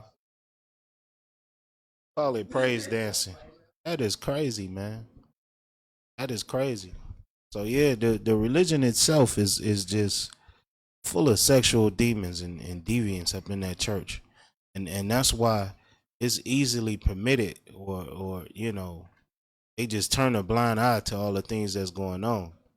So it's no wonder that your pastor is this way.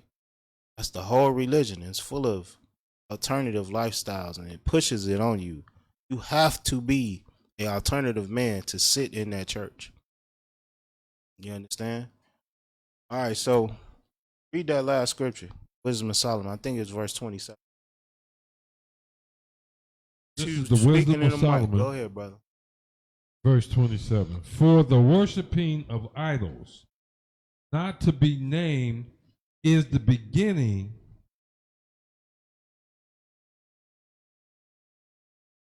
For the worshiping of idols not to be named is the beginning, the cause, and the end of all evil.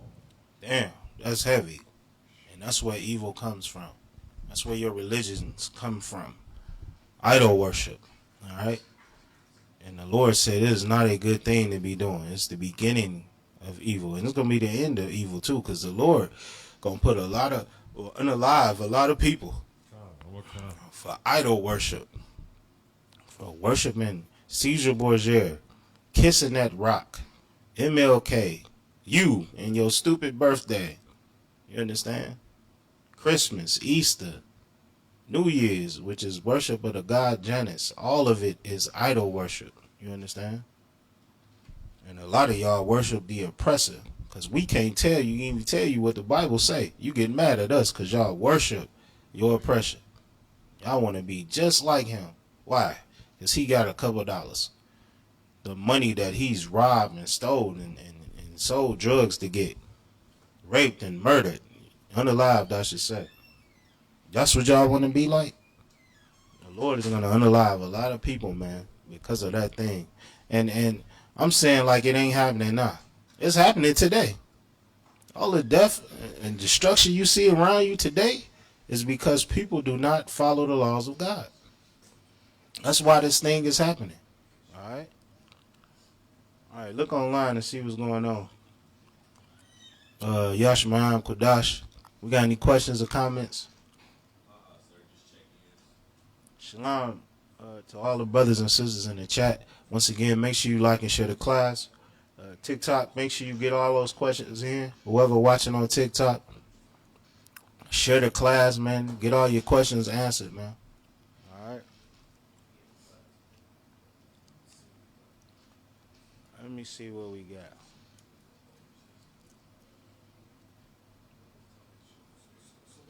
Go ahead, Mashah.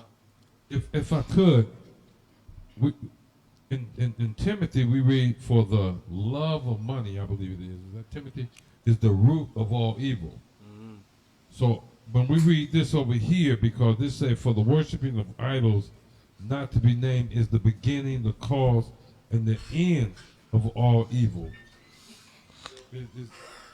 Is this whole money thing and this LGBT thing all so linked together that if you look at either one, if I turn my life to all I want to do is make money, I'm subject to become LGBT? You understand the question? So basically, loving money. How do you got your hand raised? What's up, brother? Okay, 1 second. So when you love money, what is love in the Bible? What does that mean? How do you love something? Go ahead. Love in the Bible is your actions. Your actions and what you do. All right. If you love the Lord, you would do what he say. Keep his commandments. If you love money, what will you do? Anything money requires you to do to get it. Come on, next time raise your hand. And in doing so, what are you doing? Go ahead, Michelle. You're prostituting yourself. You could say that. But you're also worshiping money. Kawaka. They say money over everything, right? Kawaka. That's an idol. Now that money is your idol. You worshiping money. You do anything, even disobey God. You don't care what God says. You want money. So you will unalive your brother. You understand? What the brother just said. You will prostitute yourself. Commit adultery. How many Instagram models and strippers you got? They don't care about God. If they did, they would never present themselves like that. You understand? So I hope that answers your question. Go ahead, Yashima. Okay. It's like a brother, Kamash. He said, "Can I get a general breakdown on Revelation 20 and 10?" 20 and what? 10. Pull the scripture.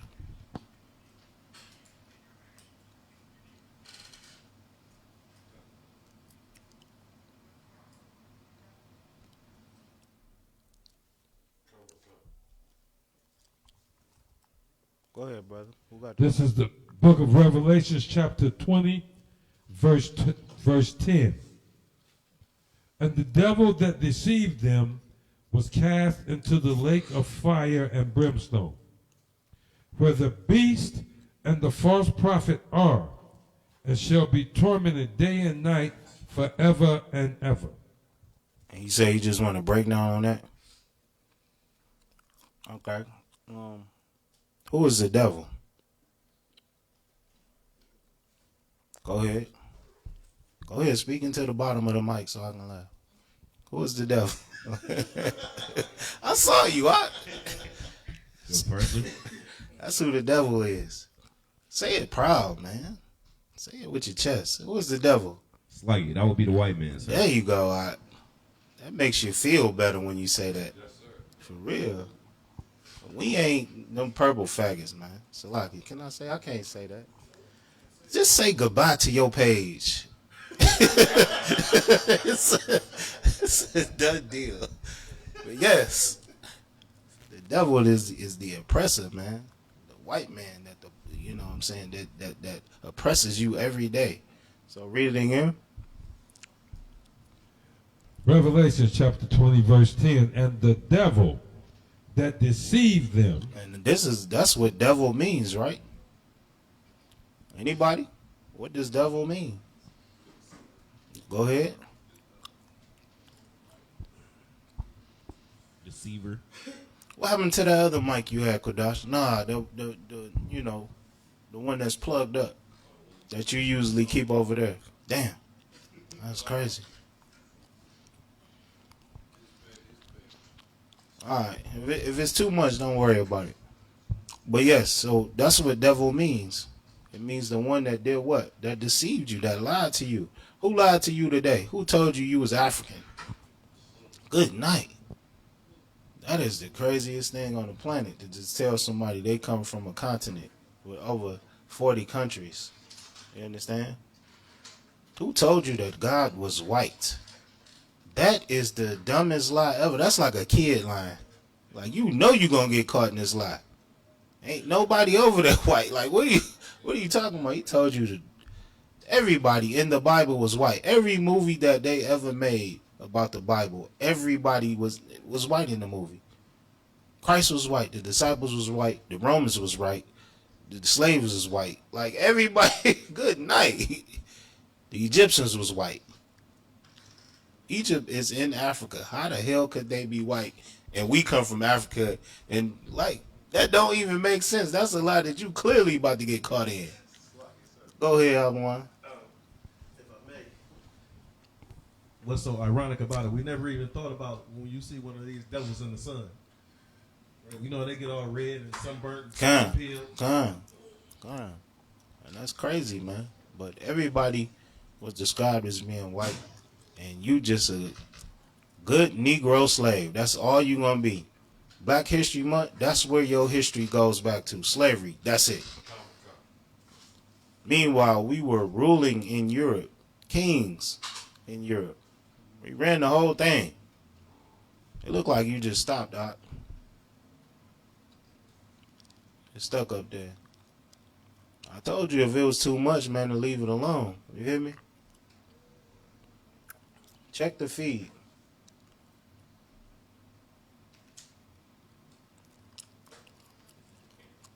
Is it the camera? What is it?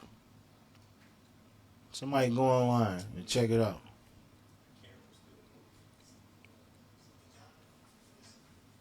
What's that? Facebook? You can hear me, but you can't see me. All right, keep reading. Who heard the scripture?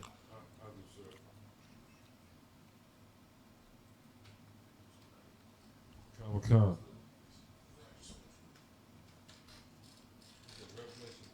20 and 10. And the devil that deceived them was cast into the lake of fire and brimstone, where the beast and the false prophet are. What is the lake of fire? Zerat. The lake of fire is this is gonna be America. What is it gonna be? The lake of fire is America. Explain. When World War III happened and pop up and all those bombs started dropping, it's gonna be the lake of fire.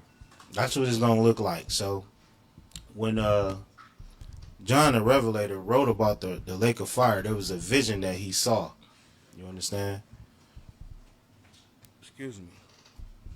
And in that vision, it looked like a lake of fire. Everything is burning. And that's what's described in the Bible that's going to happen to the daughter of Babylon. You understand? It say you ain't even going to be able to live over here for a long time. How long? 1,000 years, because of the nukes and the destruction that's going to hit this place. And when he saw it, he saw this vision and this prophecy, it looked like a lake of fire to him. So the scriptures say what? Read it again.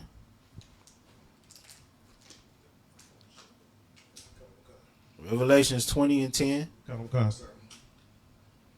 Revelations chapter 20 and verse 10. And the devil that deceived them was cast into the lake of fire and brimstone. So the devil is the oppressor. You understand? Your oppressor today, the so-called white man, shall what? Cast into the lake of fire. He's going to be thrown into this lake of fire. You understand? Which is going to happen, prophesied to happen here in America. Go ahead. Where the beast and the false prophets are. Where the beast and the false prophets are. Y'all know about many false prophets. We just talked about one, right? That is a false prophet. You understand? Think of all your Christian pastors. You understand? They are false prophets. Somebody had a hand raised. You had a hand raised? No? Keep going. And shall be tormented day and night forever and So, I think we skipped the beast. All right, so in what was it, Genesis, where it talked about the most subtle beasts of the field? All right. That's talking about a man. All right. And that man had the spirit of the oppressor today. He is the most subtle beast.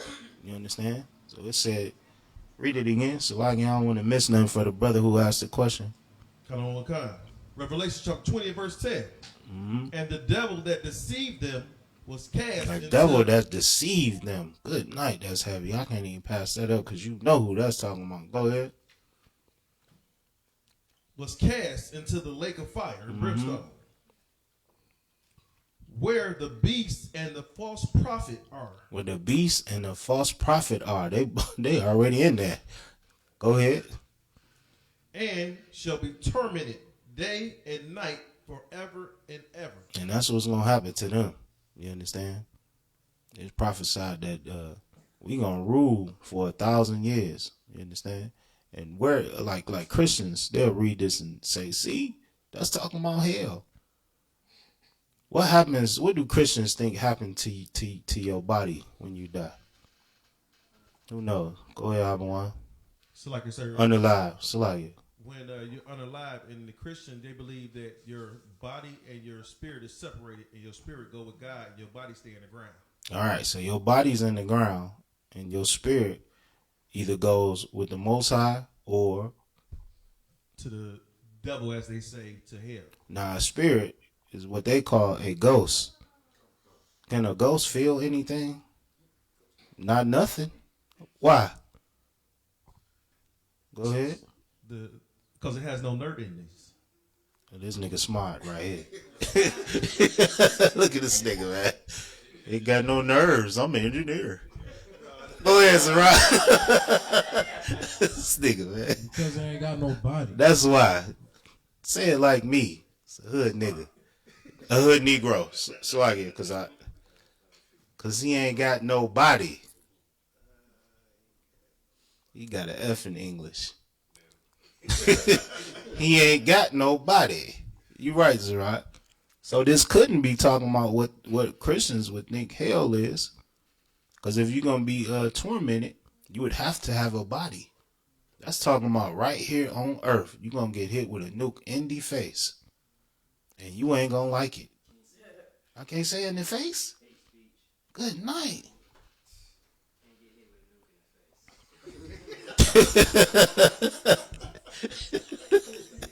Damn. I want you to say nothing these days. But TD Jakes can get power bombed. I can't say nothing though. Go ahead, sis. Ain't no freedom of speech. What you talking about? Ain't no freedom of speech in America either. For real. All right, so is that it on that verse? Come on, sir. All right, so that's what that's talking about, brother. I hope that answered the question, brother or sister. You understand? This is not talking about no spooky place with no red man who for some reason never lets go of the pitchfork. Y'all notice that? They depiction of the devil. He don't never put it down. Like, do you eat? Like, what you do? You eat with that fork? It's crazy. So no, this is not that, man. This is talking about your oppressor and what's gonna happen to his paradise, his heaven, called America. You understand? What else you got? You got any other questions? You good? It's 8:36. All right, so we get people that say the Bible is man-made. The Bible ain't real. When you gonna put that book down? How many times y'all heard them say that? When y'all gonna put that book down? Never, nigga. So I get Negro. Why would I? People who say that never read the Bible, ever. And they've been taught the Bible from people that don't know it. You understand? The people that teach you the Bible today ain't never read it. They go to verses that fits their doctrine, and that's what they teach. And because some people are smart enough to know that this ain't real, they just throw it all away. Because it's like, ain't no way that what they're teaching me in their religion could be real. So they look at the Bible like it's a bunch of stories. That's not it. The Bible is not a religious book at all. You ain't going to find no religion in the Bible. You ain't going to find the Christian church, be it Catholic, be it Jehovah's Witness. You ain't going to find none of that. When Jehovah's Witness come to your door, their favorite scripture is running straight to the scripture that says Jehovah. That's all they got. You ain't going to find no scripture that say be a Muslim or none of that.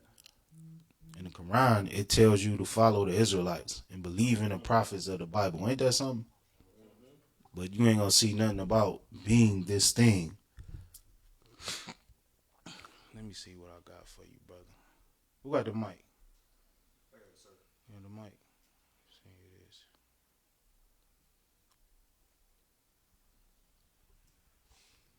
Now, if somebody asked y'all to prove the Bible was real, what would you do? What would you say? What verse would you go to? Go ahead, Yashman.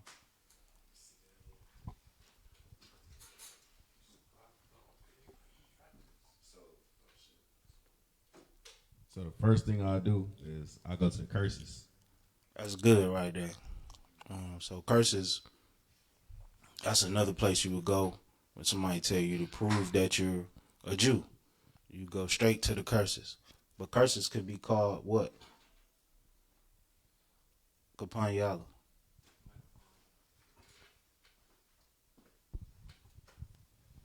Prophecy. That's what a curse could be called. You understand? The things that the Lord said will happen to you thousands of years ago, It's happening now. You got your hand raised up?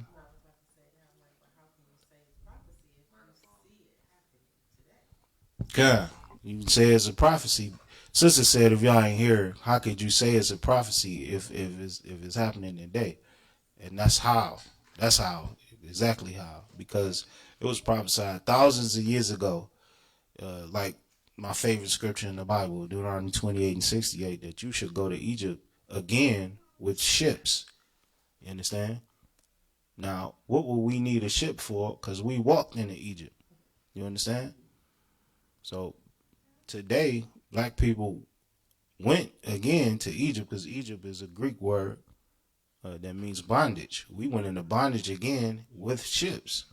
That was a prophecy, man. And nobody can say they fit that prophecy but us. That curse, none of that but us. Kodash, you had your hand raised, right?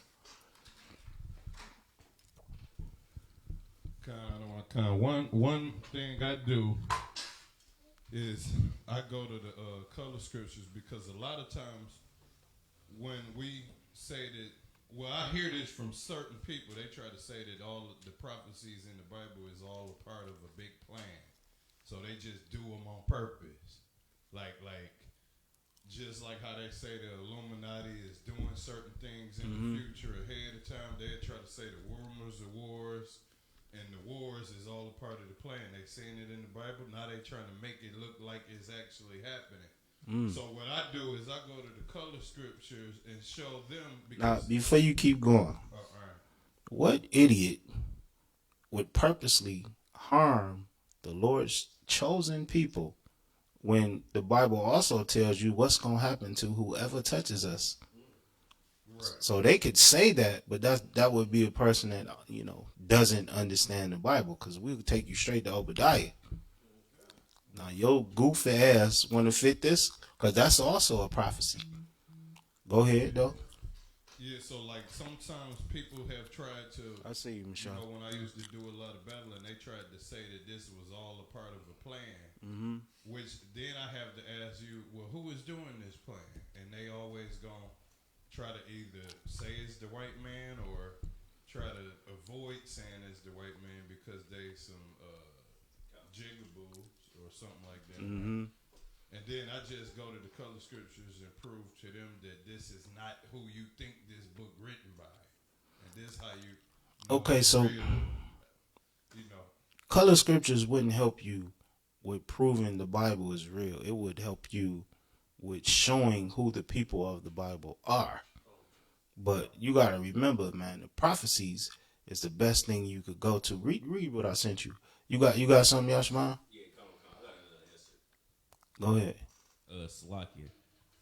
I would also show him the Big Bang Theory in the Bible. God, and that's another place you want to go. So the Bible is not a religious book, but it is a book of prophecies, culture, science, and medicine. You understand? There are things in the Bible that cannot be, it can't be written by man. A man don't know these things. So we're going to touch on some of those things for time's sake. It's hundreds of things that we could pull, but for time's sake, we're just going to pull a couple scriptures so y'all see that this book, like the scripture says, cannot be matched. You understand? Who was it's a white boy, Nostradamus. That's who they look up to. You understand? But ain't nothing he said ever happened. And the things that they try to prove is questionable. You understand? Get ready to read that. Go ahead, Mashai. Y'all got to use the other mic. I know it's two mics in here. Come on. To your question, how can we prove the Bible?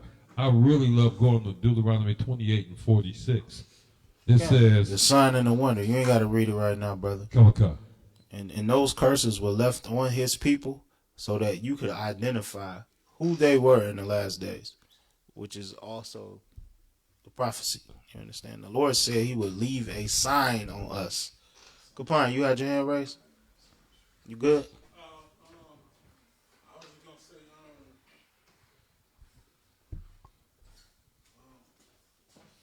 the Bible also is a history book, so like, Yeah.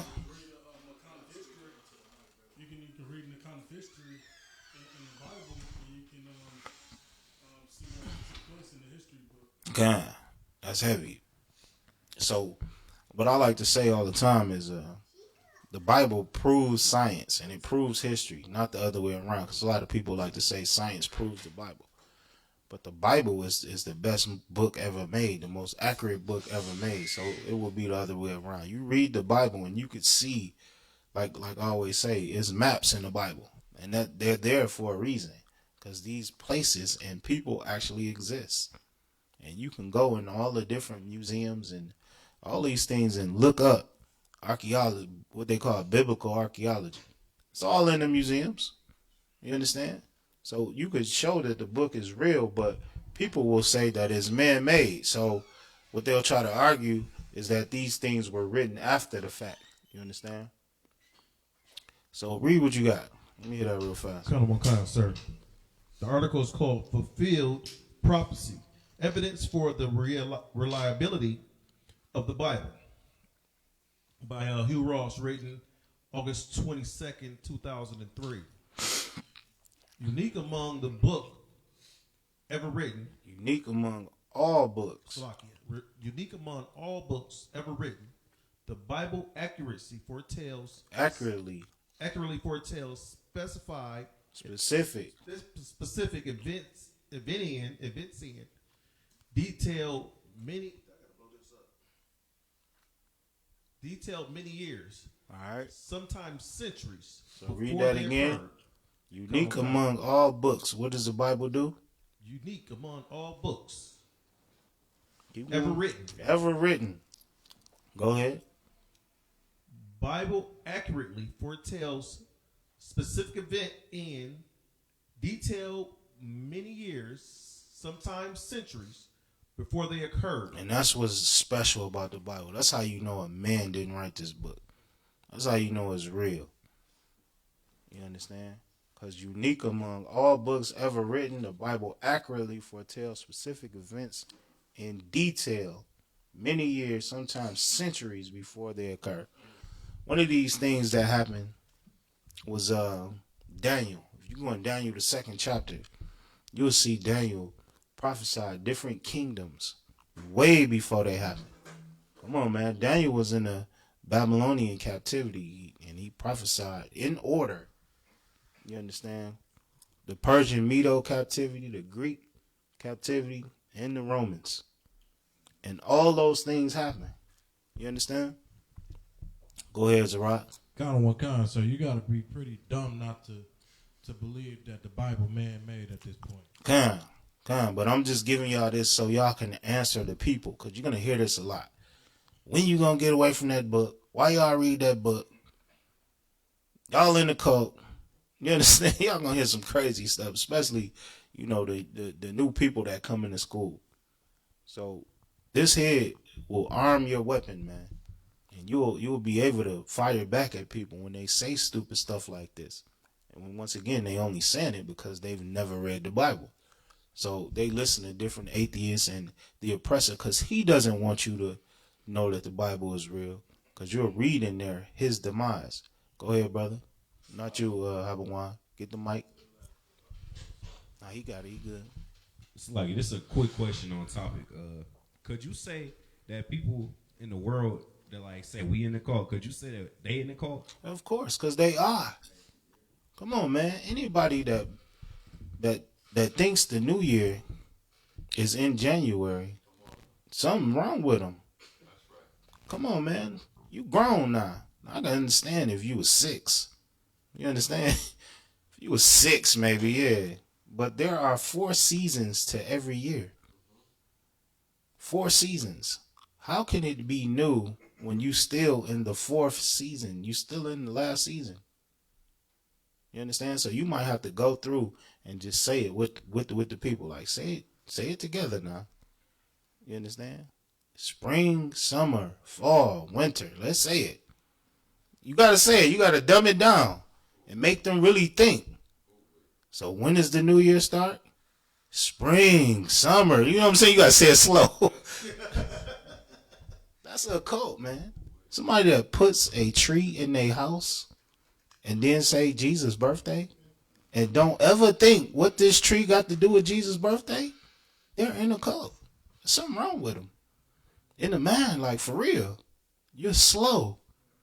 What you can't say the R word no more. What'd you say? They special than a mug. They definitely mentally challenged, brother.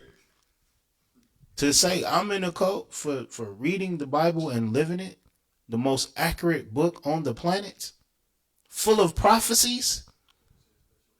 What other book would I follow? Go ahead, sis. Give her the mic. And then you go, Kodash. Like what you said when you said that's just slow or ignorant or stupid. It is giving the white man too much credit to believe they even had that type of wisdom to impart to us in the first place. A caveman is what he is.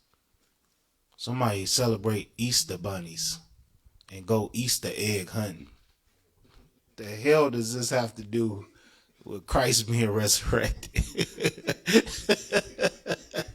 Come on, man. If that ain't cultish behavior, I don't know what is.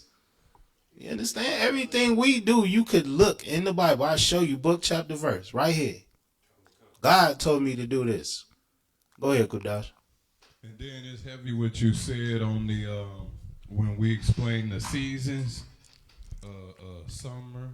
spring, summer, fall, and then winter. Fall is when the plants start to die, and then winter is when they dead, and then what happens? Spring. Rebirth. The rebirth of these vegetation life. Right. So now that's when the new stuff happens. But if you don't sit back and analyze it, then you'll be stupid like everybody else. If you're not even thinking about what you're seeing, it shows that you're in a cult. What do cults tell you? You can't see your family and don't think. Don't be independent minded. Don't do that. In here, we tell you to think. Please think. Please research everything. Ask questions. Home of the truth. A cult won't ever tell you that. They're going to tell you to shut up and go in the back room and take your clothes off. That's what they're going to tell you. Go ahead. That reminds me of the, remember David Koresh? I do. Jesus is recorded a healing the blind man and he wore glasses and nobody ever questioned. Ever. Go ahead, Kudash. This is heavy about a cult. You see your pastor sitting up there doing something against the Bible, and then you ask a question based on the scripture and say, are we supposed, is sexual immorality lawful in the Bible? And then he tell you don't ask questions. Good night. Wait till Wednesday Bible study. You got caught touching a boy or something, and you ask a question about that Bible scripture, and he tell you, we can't ask questions. Good night. The small hats circumcised by putting baby rods in their mouth. If that ain't cultish behavior, come on, man. You really about to do that? What parent sits there and let that happen, though? Like, you about to do that? Salagi. Yes, look it up. It is a ritual that they do. Go ahead, Kazak. Pass the mic to the brother.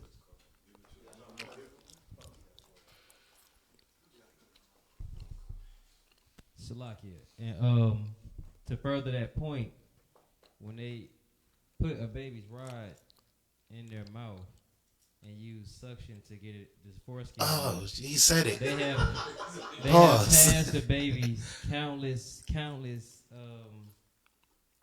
accounts of people herpes. Yep. And that's how it became known to everybody. Because it would have been a secret cultist ritual that they do. But so many claims of herpes was popping up by the parents that it became a news story. You understand? Because if you ain't in that cult, you don't know that thing happens. Go ahead, brother. Do the people ever think that if these priests are supposed to abstain from sex, how they get herpes? No, that's the Catholic. That's what I'm saying, the Catholic people. Yeah, we talking about the small hats, which is the so-called Jew, the fake Jew. You understand? That's what they do. You understand? For a circumcision ceremony. It is horrible, and you ain't seen that nowhere in the Bible. They made that up. You understand? Now the Catholic priests, like you said, they just sneaky and taking every boy they can find, which is cultish behavior. You understand? And then, off topic, man, y'all ever seen how they pray and sing songs in the Catholic Church? That is cultish behavior. It is crazy. All right, so keep reading. Where you was at? Come on, sir. Approximately 2,500 prophecies appear in the pages of the Bible, about 2,000 of which already have been fulfilled Good to night. the letter. To the letter. No errors. No errors. And you ask me why I read the Bible? You give me another book that tell you what's about to happen before it happened, and then it happened. I don't want to read nothing else. You understand? If anybody else could do this, any other book could do this, they would never say you in the cult. They would push for everybody to follow this, but because they know this is your God and your book, they teach against it. They make it unpopular. They start another religion. You understand? Because they scared to death. They know that these prophecies have happened. Now, some say 2,500, some of them say 1,800. But regardless of the number, because they coming up with different numbers, because some people look, at one prophecy where other people may look at them all. Like if you go in Deuteronomy, they may count that as one. You understand? When really in the 28th chapter, you seeing a gang of them. Kazak, go ahead. Come on. So you said that they don't follow because they know it's your book and your God. So are you saying that the scripture is only for a certain people? You damn right. The Bible is only for blacks, Hispanics, and natives people. And nowhere in the Bible will it say it's for anybody else. And nobody else can be saved, none of that. That's made up by your religion. And that's why they don't read the whole Bible. Go ahead. What about when it say neither Jew nor Greek? Greek ain't the same people. Jew nor Greek. Actually, that is the same people. You understand? And you look it up, it's going to tell you, and you can look up Jew nor Greek and barbarian. That's my favorite scripture of that breakdown. And all three of them points to one people. You understand? But the Christian church doesn't know that because they took out the Apocrypha. You understand? And in the Apocrypha is the Greek captivity. That's the Hellenization period. That's when they made everybody be Hellenized, which means to be Greek. You understand? So they're making no difference. They're saying neither Jew nor Greek because that's the same people. And Paul didn't want you to make a difference between those people. Also, if it was talking about everybody, why didn't it say everybody? Why did it only say two people? You understand? Michelle, go ahead. Khan, that's heavy what you're saying about what they don't want us to know, because I believe they do know. And the fact that they know is because they took the Apocrypha out. All you have to do is read Judas 5:20. And it say, now therefore, my Lord, Governor, if there be any error against this people, and they sin against their God, let us consider that this shall be their ruin. And let us go up, and we shall overcome them. Everything the Christian church give us is anti the scriptures. Everything from Sunday worship to Christmas. And it has to be just for that reason. They know if you sinning, then they winning. You understand? They can't have you know the truth or follow the truth. And that's another reason why they create what do you call it? A disbelief in the Bible. So that you won't follow it. You understand? Black people are Judah 5:20. Black people today are lazy, man, and traumatized. Because at one time we got our eyes burned out from reading the Bible. You understand? And that thing exists inside of them where there is a fear. It's almost like you would, you raise a mouse and you put him in a maze and shock him every time he goes the wrong way. The kids of that mouse will know not to do it from the trauma of their parents. And that's how we are today. You know what I'm saying? We still traumatized from reading the Bible. So we don't read it. You understand? Go ahead, brother. And what's so heavy about that, sir? I was just watching on Facebook the other day. Had a little 2-year-old boy. They was trying to potty train, and they told him that he was an Israelite, and they told him that if you don't potty train, we're gonna call the police on you. And at 2 years old, he was terrified of the police, like he had been attacked by the police before. Good night. And that's how trauma works. You understand? All right, so like I said, you got something else? Kazak, go ahead. I have a question on TikTok. Let me hear it. Who funded MLK? Who funded him? Khan. Now there's different sources. A lot of black people funded him. I've also seen where he had backing from Russia. Say it again. The Rothschilds. You can see all type of different funding sources. But why they funded him was not to have orgies. They was not giving him money so he can go to different cities and have orgies. They want a refund now. When them tapes come out, somebody gonna get sued. Because they gonna want their money back. What they thought they was doing, was creating a monster for America. When all actuality, all they did was help a brother have sex. For real, for real. You understand? And that's what happens in the Christian church. They use your tithe money to buy Bentleys and to have parties. They use your tithe money to create Creflo Boulevard. Y'all know that nigga had his own street? Salagi, Negro. He had his own street, man. And he's telling you to sin. He said, if you don't sin, Christ died for no reason. That's what Creflo said. Good night. And your grandma love him. She say he's so handsome. That's all they care is Creflo got a nice suit on. What is he saying though? Go ahead. So is he saying go ahead bust grandma upside the head? Because if you don't see it, right. I don't know, brother. It's crazy. That's what he's saying. He telling you to sin, but if you rob him, he mad. Call the police on you. Like, nigga, you told me to do this. That's how stupid the Christian church is. Like, it's crazy. Go back to where you was. All right. So the Bible, you could drop that story. The Bible is full of prophecies. Like it says, it's 2,500. You could if you look in the encyclopedia, it might tell you 18 and 79. But whatever number you come up with is gonna say that 80% of those prophecies have been fulfilled with no error. We just brought up one in the book of Daniel, how he prophesied the different kingdoms to happen.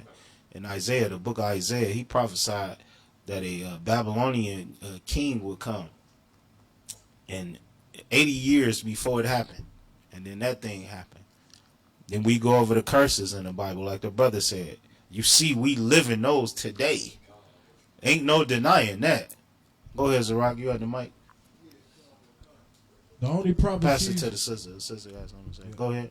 The only prophecies that's left now are the ones that's in the future. That's coming to pass right now, literally. And that's heavy that you said that, because it's prophecies, like I said, they don't want to touch on Revelations. Because America is prophesied to be destroyed. And you could see that thing happening today. The Bible's talking about how they shall be gathered in the valley of Jehoshaphat. What are they doing? That's where they're gathering at right now. Iran just put ships over there. You understand? Russia, it talks about Gog and Magog. You understand?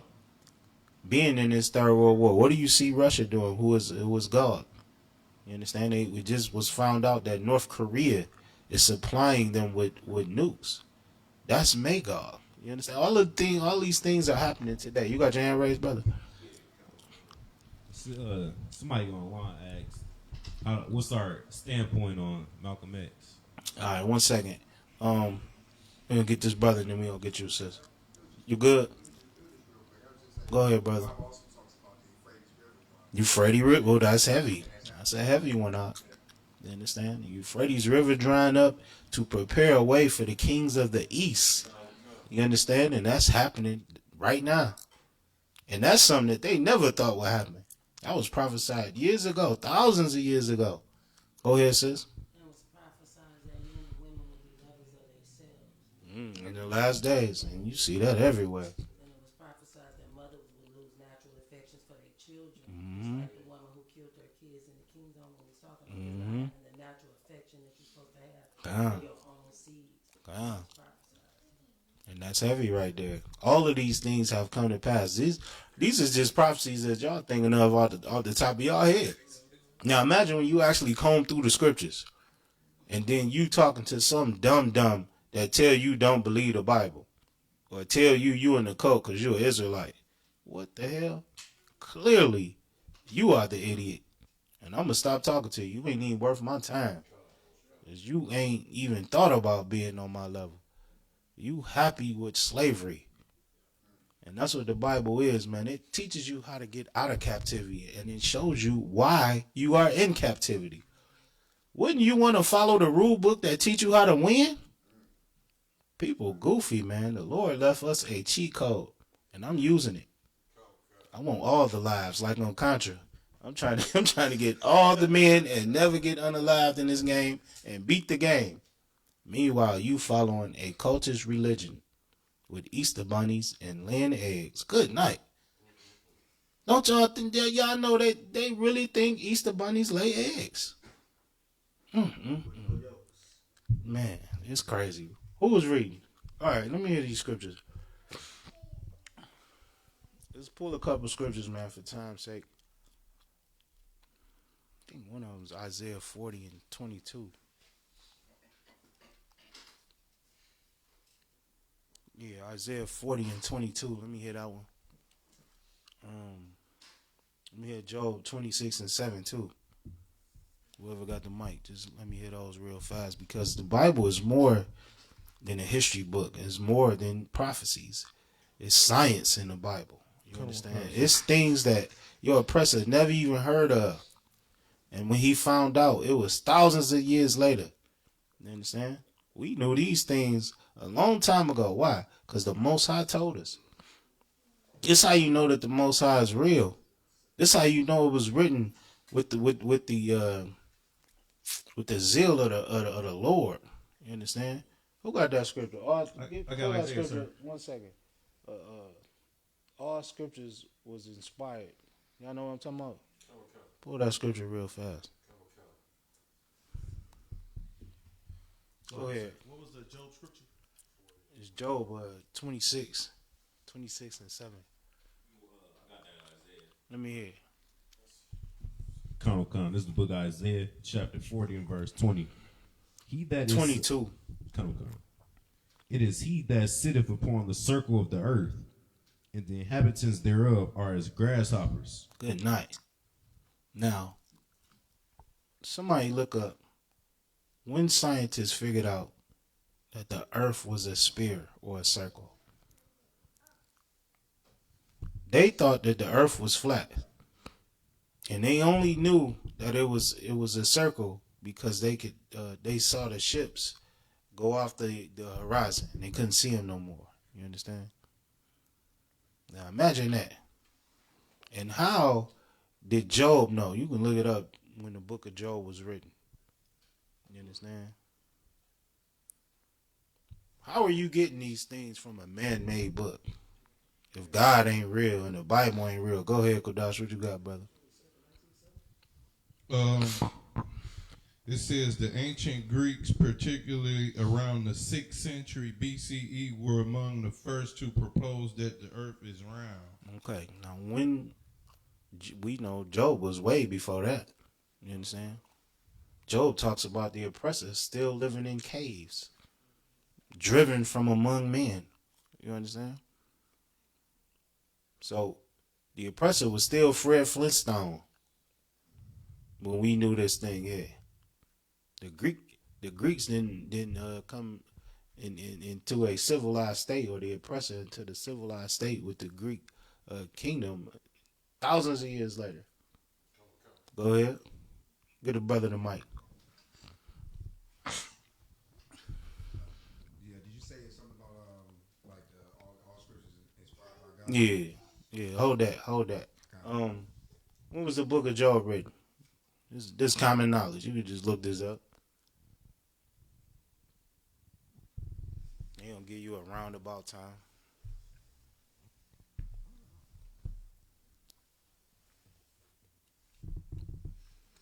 Who got it? You got it, Capon?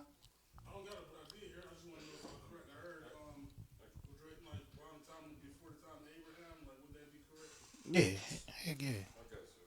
Go ahead, Michelle. Give him the mic. Come. The book of Job is one of the first documents in history to explore how just God can allow suffering.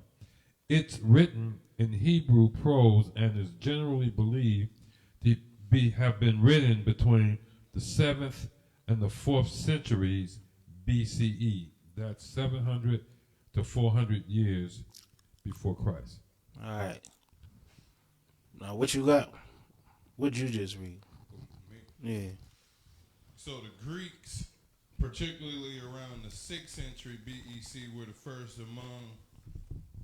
were among the first to propose the idea that the earth is round. And I got the same thing, but it says the 6th. It say the exact date of the book of Job is uncertain, but is believed to have been written between the 6th and the 4th century. All right. So they probably stole the idea from us. You already know what happened. How you know? Because that's what they do today. TikTok just died. Like the phone died or something like that. The oppressor steals everything from you. I just found out last week that a black man was the first one to create an airplane. And they've been saying this to Wright brothers forever. Good night. Black man been flying. I found out a black man was the first one. First of all, a black man is the one who invented the plant where you work at today. You understand? What'd you say? Okay. Now the idea of the plant, Ford and all that, comes from Carver and the Peanut Man. George Washington Carver. And the first cars was made by a black man. They steal everything from us. You understand? So we been knew this. Now they gonna bring it up and say it was the Greeks, but when did your modern civilization realize that? Because after the Greeks, they still said the earth was flat. You understand? It's sometime in the 1700s. So even if you want to say it's the Greeks, for some reason, they lost that knowledge. In modern times, they just not coming out and saying it. 1700, 1600, something like that. All right? Y'all could look that up.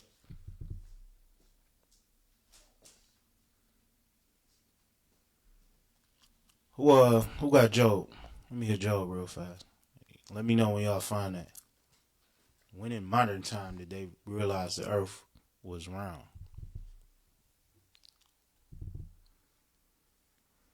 Because Isaiah men said it. Salaki. Not Job. Isaiah said it. Go ahead. Job chapter 26 and verse 7. Mm-hmm. He stretches out the north over the empty place, Mm-hmm. and hangeth the earth upon nothing. Hang the earth upon what? Nothing. Where's the earth at? Space. Nothing. That's where it's at. It's in space. The Greeks taught that the earth was on the shoulders of Atlas. Y'all ever heard that? Because they goofy as hell. And some of them taught that it was a big animal holding the earth up. When they don't know stuff, they just make stuff up. You understand? But we always knew. So we mixed our fact checks up. You understand? Go ahead, Zarak. Nah, he good. Keep that one back there. I was gonna say, so you really can't really trust nothing from the Greeks anyway, because they the ones that made up Greek mythology. Huh. They the ones Zeus. that made up Zeus and Yeah. Poseidon and all these mystical guys. Hercules and have Medusa. people actually believing in them. Right. They said if Medusa look at you, you're going to turn into a stone.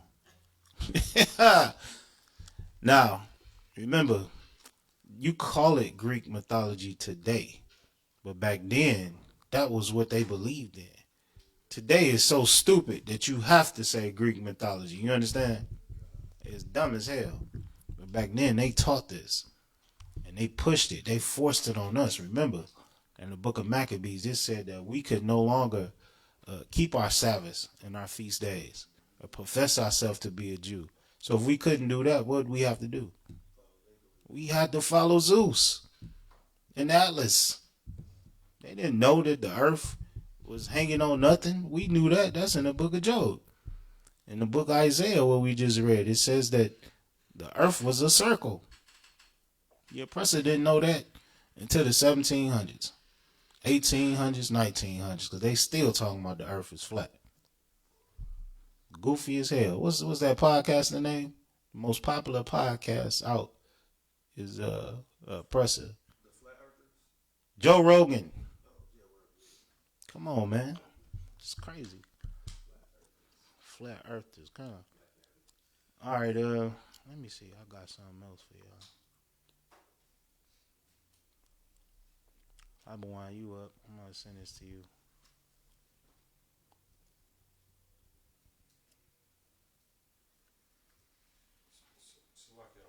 Go ahead, Doc.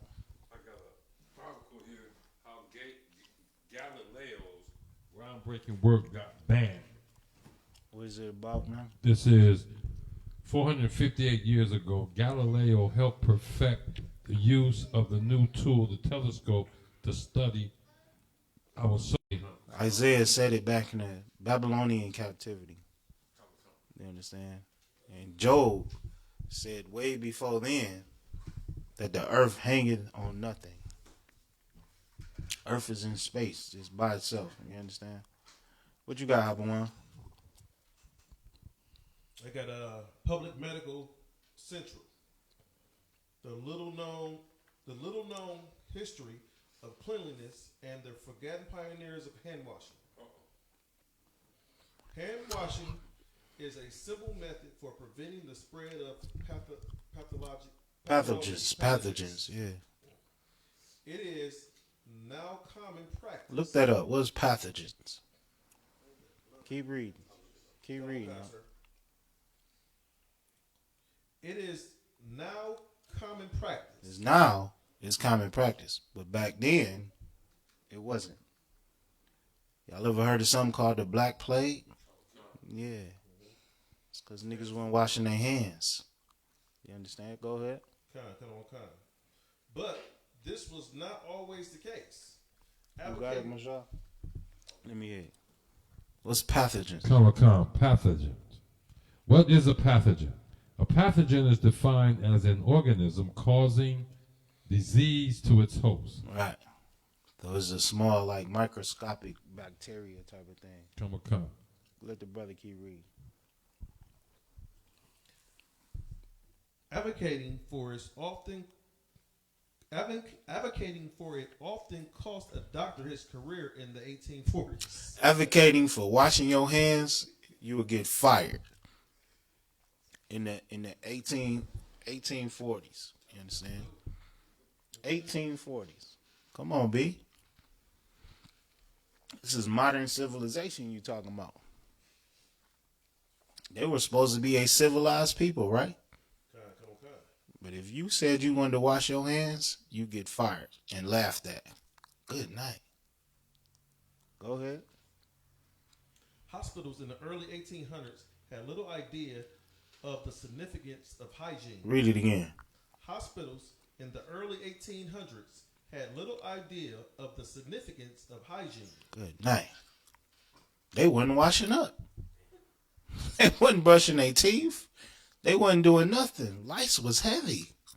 Go ahead, Kazak. Give him the mic. Nah, you keep the mic up there, brother. Shoot, Salakia, sir. I see now so often on different media outlets that they still don't understand the benefits of washing them. They don't. They complain about people saying wash their legs. They don't. Everybody use the same hairy bar of soap. It's just they still don't understand it. They ain't doing none of that, man. It's a video, man. I'm gonna see if I can find it, man. You can watch it at the end of class or something where This oppressor is saying she loves black women and she will never go against black women because she was an adult before she found out how to properly bathe and how to clean her private parts. And she said a sister taught her that. It's 2023 when this happened. You understand? She said she grew up all her life around her Caucasian people, and none of them was washing up. Go ahead, Yashima.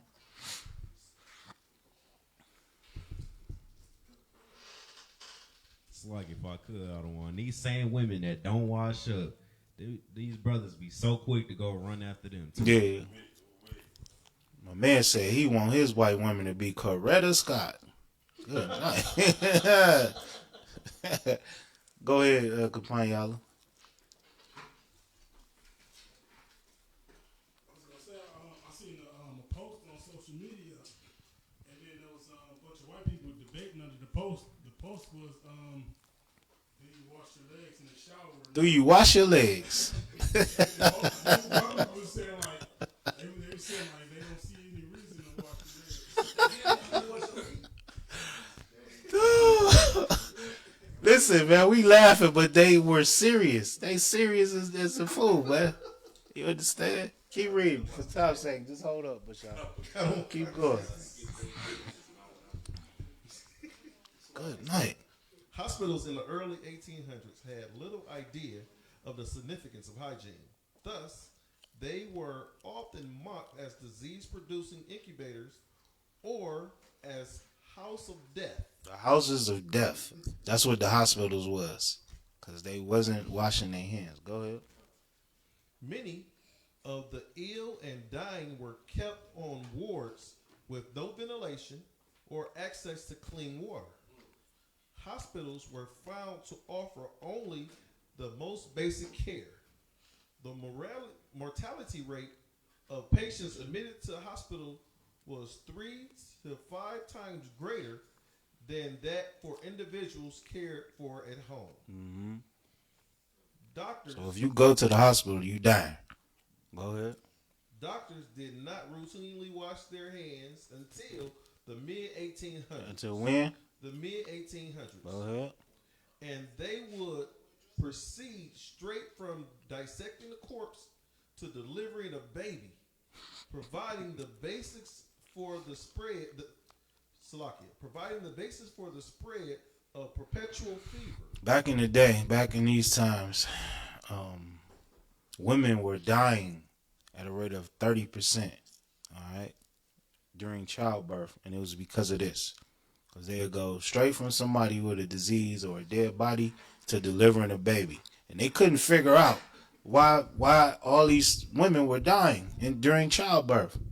And then one doctor looked it up and started washing his hands. And after that, it went to 3%. You understand? They stupid as hell. And that's who people follow today. That's the religion you follow today. All religions are man-made, and most by Caucasians. Why the hell would I follow you on anything, let alone God? All right, give me the scripture, man. Give me the clean laws, the washing your hand laws. Let me hear that. Nah, you could drop that.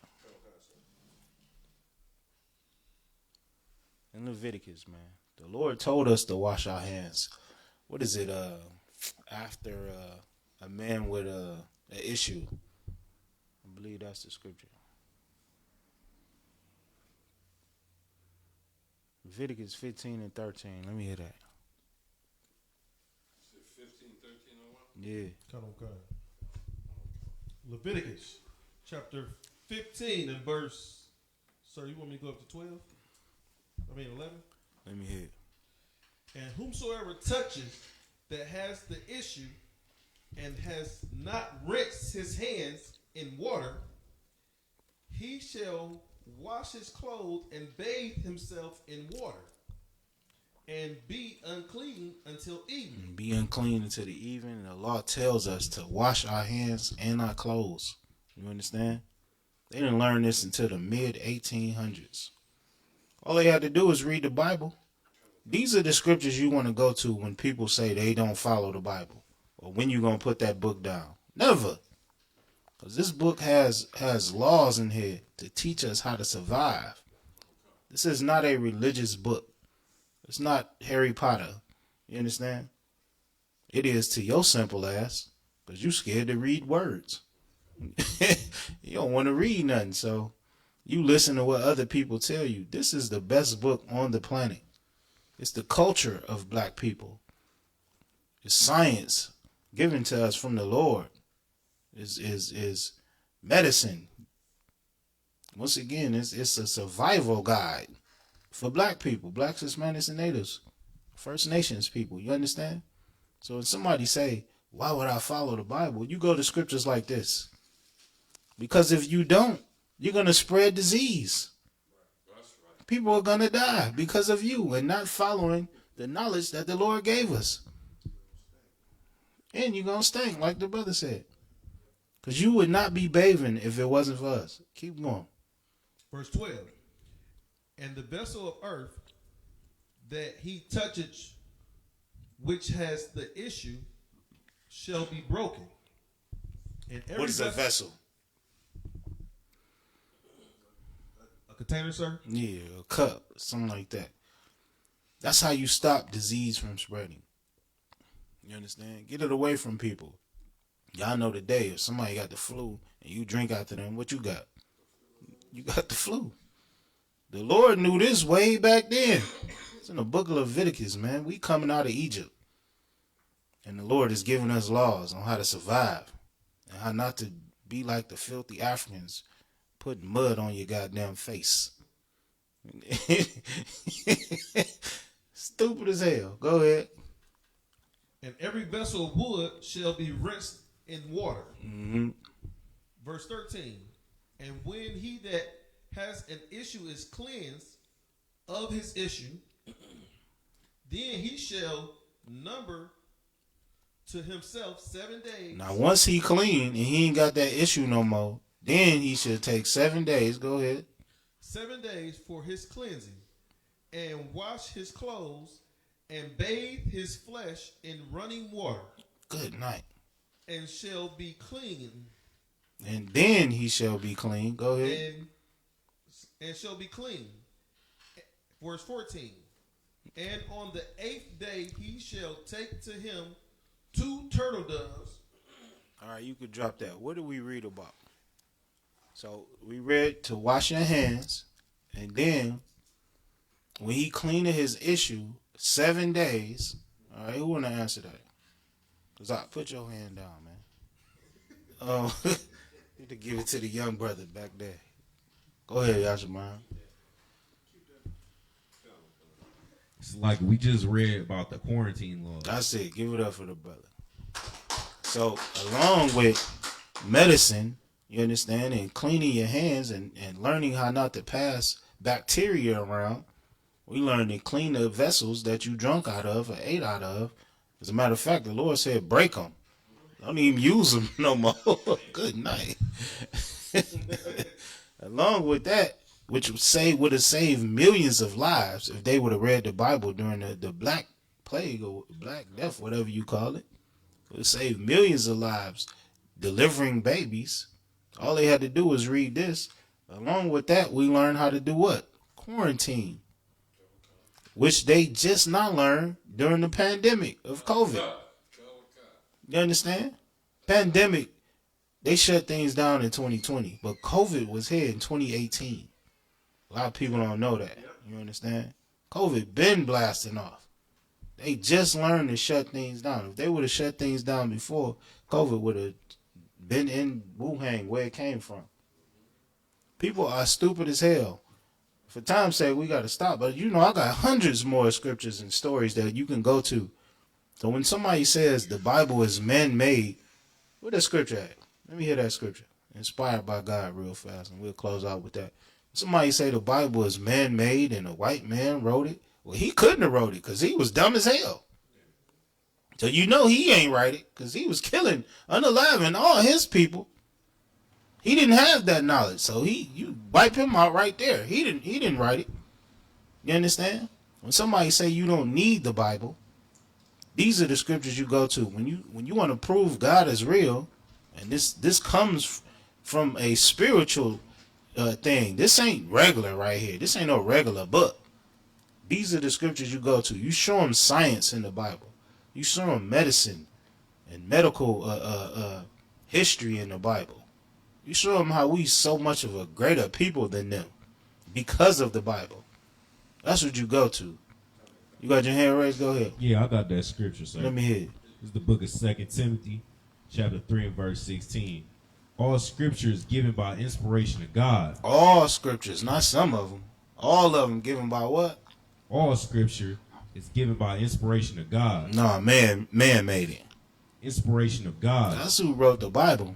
You understand? The Lord put the zeal on the prophet, and he wrote that down. Go ahead. Is that it? No, and is profitable for doctrine. And is what? Profitable. This Bible here is profitable for doctrine. Go ahead. It's like it profitable means beneficial. Kind. As we just read. It's very beneficial to wash your goddamn hands. Do I even have to say that? That's in the Bible, though. People went thousands of years and different centuries not knowing this thing and not doing this thing. It's definitely profitable to know how the earth is what it is doing, that is sitting in space without a telescope. A nigga told you that. How he know that without God? Go ahead, sister. Nigga ain't got no telescope. This took me also to Luke 12:56. Wait 1 second. Let the brother finish reading first. Okay. Go ahead. It's profitable for doctrine, for reproof, for correction. Reproof, correction. Reproof and correction is like the same thing. You understand? And you damn right. That's what you use the Bible for. This is the scripture you want to go to when they say it's man-made or you don't need it. Put that book down. Hell no. Go right here. Go ahead. And for instruction in righteousness. And for instruction, man. That's what this book is. This ain't no damn fairy tale. You can't read Harry Potter and get nothing from it. But that Dumbledore was gay. That's it. That's what you get from Harry Potter. That's what you get from Harry Potter. That they stayed in school too long. You understand? Huh? You never seen Harry Potter?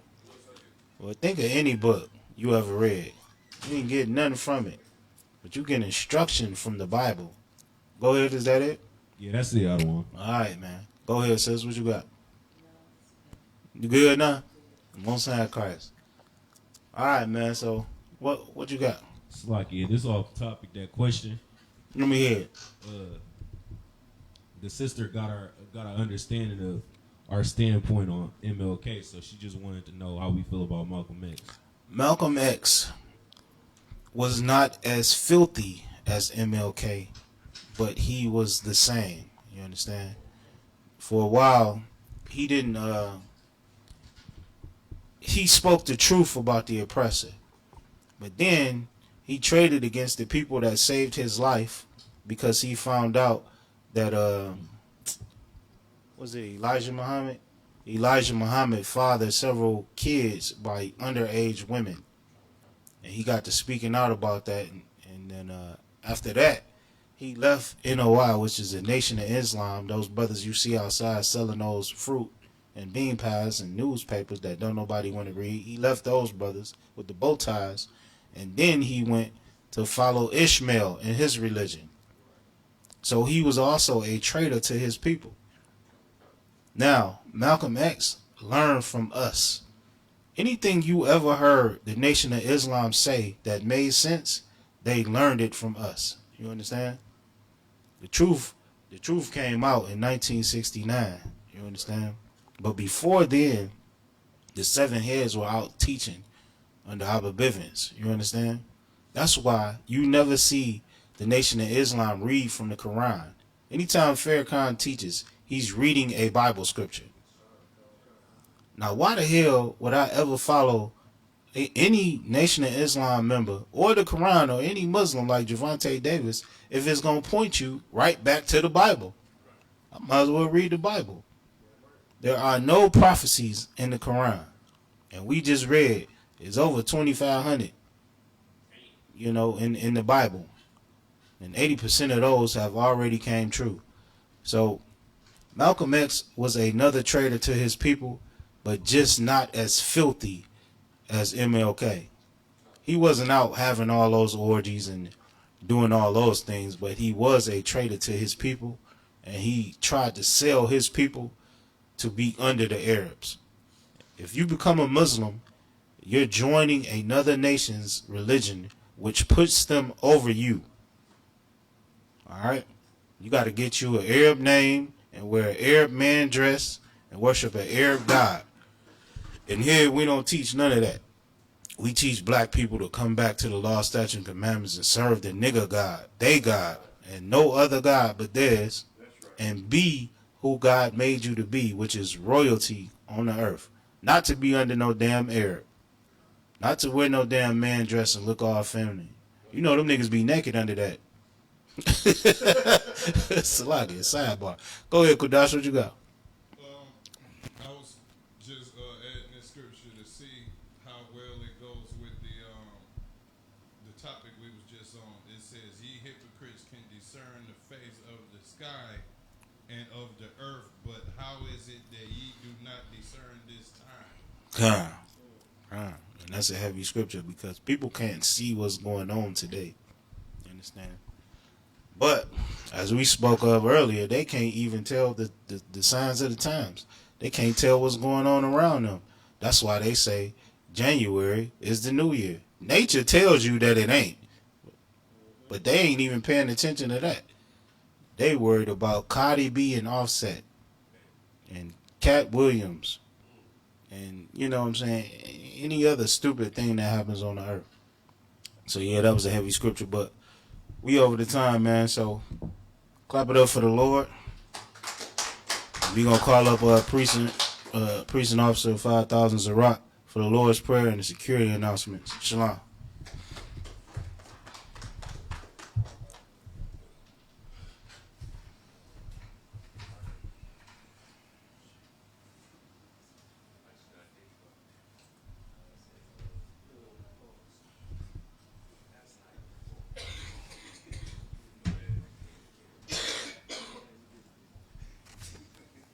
ISUPK security announcements.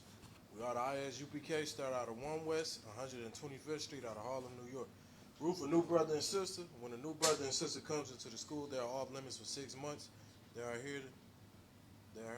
to be saluted only. They are here to share themselves to the world. They need transportation. The teacher will arrange it. After 6 months, if a brother or sister has an interest in a particular person, he or she must get permission from the head to speak to a brother or sister. There's another 6 months in which the brother and sister will court each other. After this 6-month period, the brother and sister will get permission from the head to marry. Tithes, which is a commandment, Numbers 18 and 21, Malachi 3 and 8 through 10, means tenth in the Hebrew, ma'ashra. 10% of every penny of any increase the Lord gives you, give to the treasury department or teacher. Priest fund, free will offering for priests, not mandatory, whatsoever amount you would like. Up and come a holy convocation. We got the Feast of Purim, which is February the 22nd through the 23rd, 2024. All right. If anyone wants to be a trooper in the school, to start wearing all black, boots, shirt, pants, headbands, and scarf. With that being said, we're going to stand at a Mayim. Upon Aquadum, which means to face the east, we're going to say the Lord's Prayer.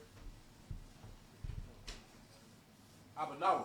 Shabbat Shemaya, Kodash, Hayah, Shemka, Yahweh, Lakwaka, Taba'ah, Tazaka, Hayah, Shah, Ba'arataza, Kawa, Hayah, Bashemaya, Nathalanawa, Makam, Kal, Yawam, Wasalakanawa, Kabawapnawa, Kasalaknawa, Kabawapyanawa, Wala'ah, Abiyanawa, Manasana 1, Kabal, Hawashanawa, Mayan, Ra, Kaya, Laka, Kamalakwa, Waha'ala, Watapara, La'awalamyam, Aman. And the English, our Father, which art in heaven, hallowed be thy name. Yahweh, thy kingdom come, thy will be done in earth as it is in heaven. Give us this day our daily bread. Forgive us of our debts as we forgive our debtors. And lead us not to temptation, but deliver us from evil. For thine is the kingdom, and the power, and the glory, forever. So be it. So, which mean to turn. We're going to give a courtesy salute to the teacher, men of Israel, Madyam Shabbat, Madyam, Barak, Yahweh Shem Yahweh Shah Barakatah, Yahweh Saw.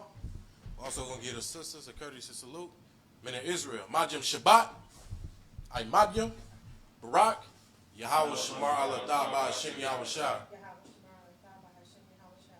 Yahweh Dismiss.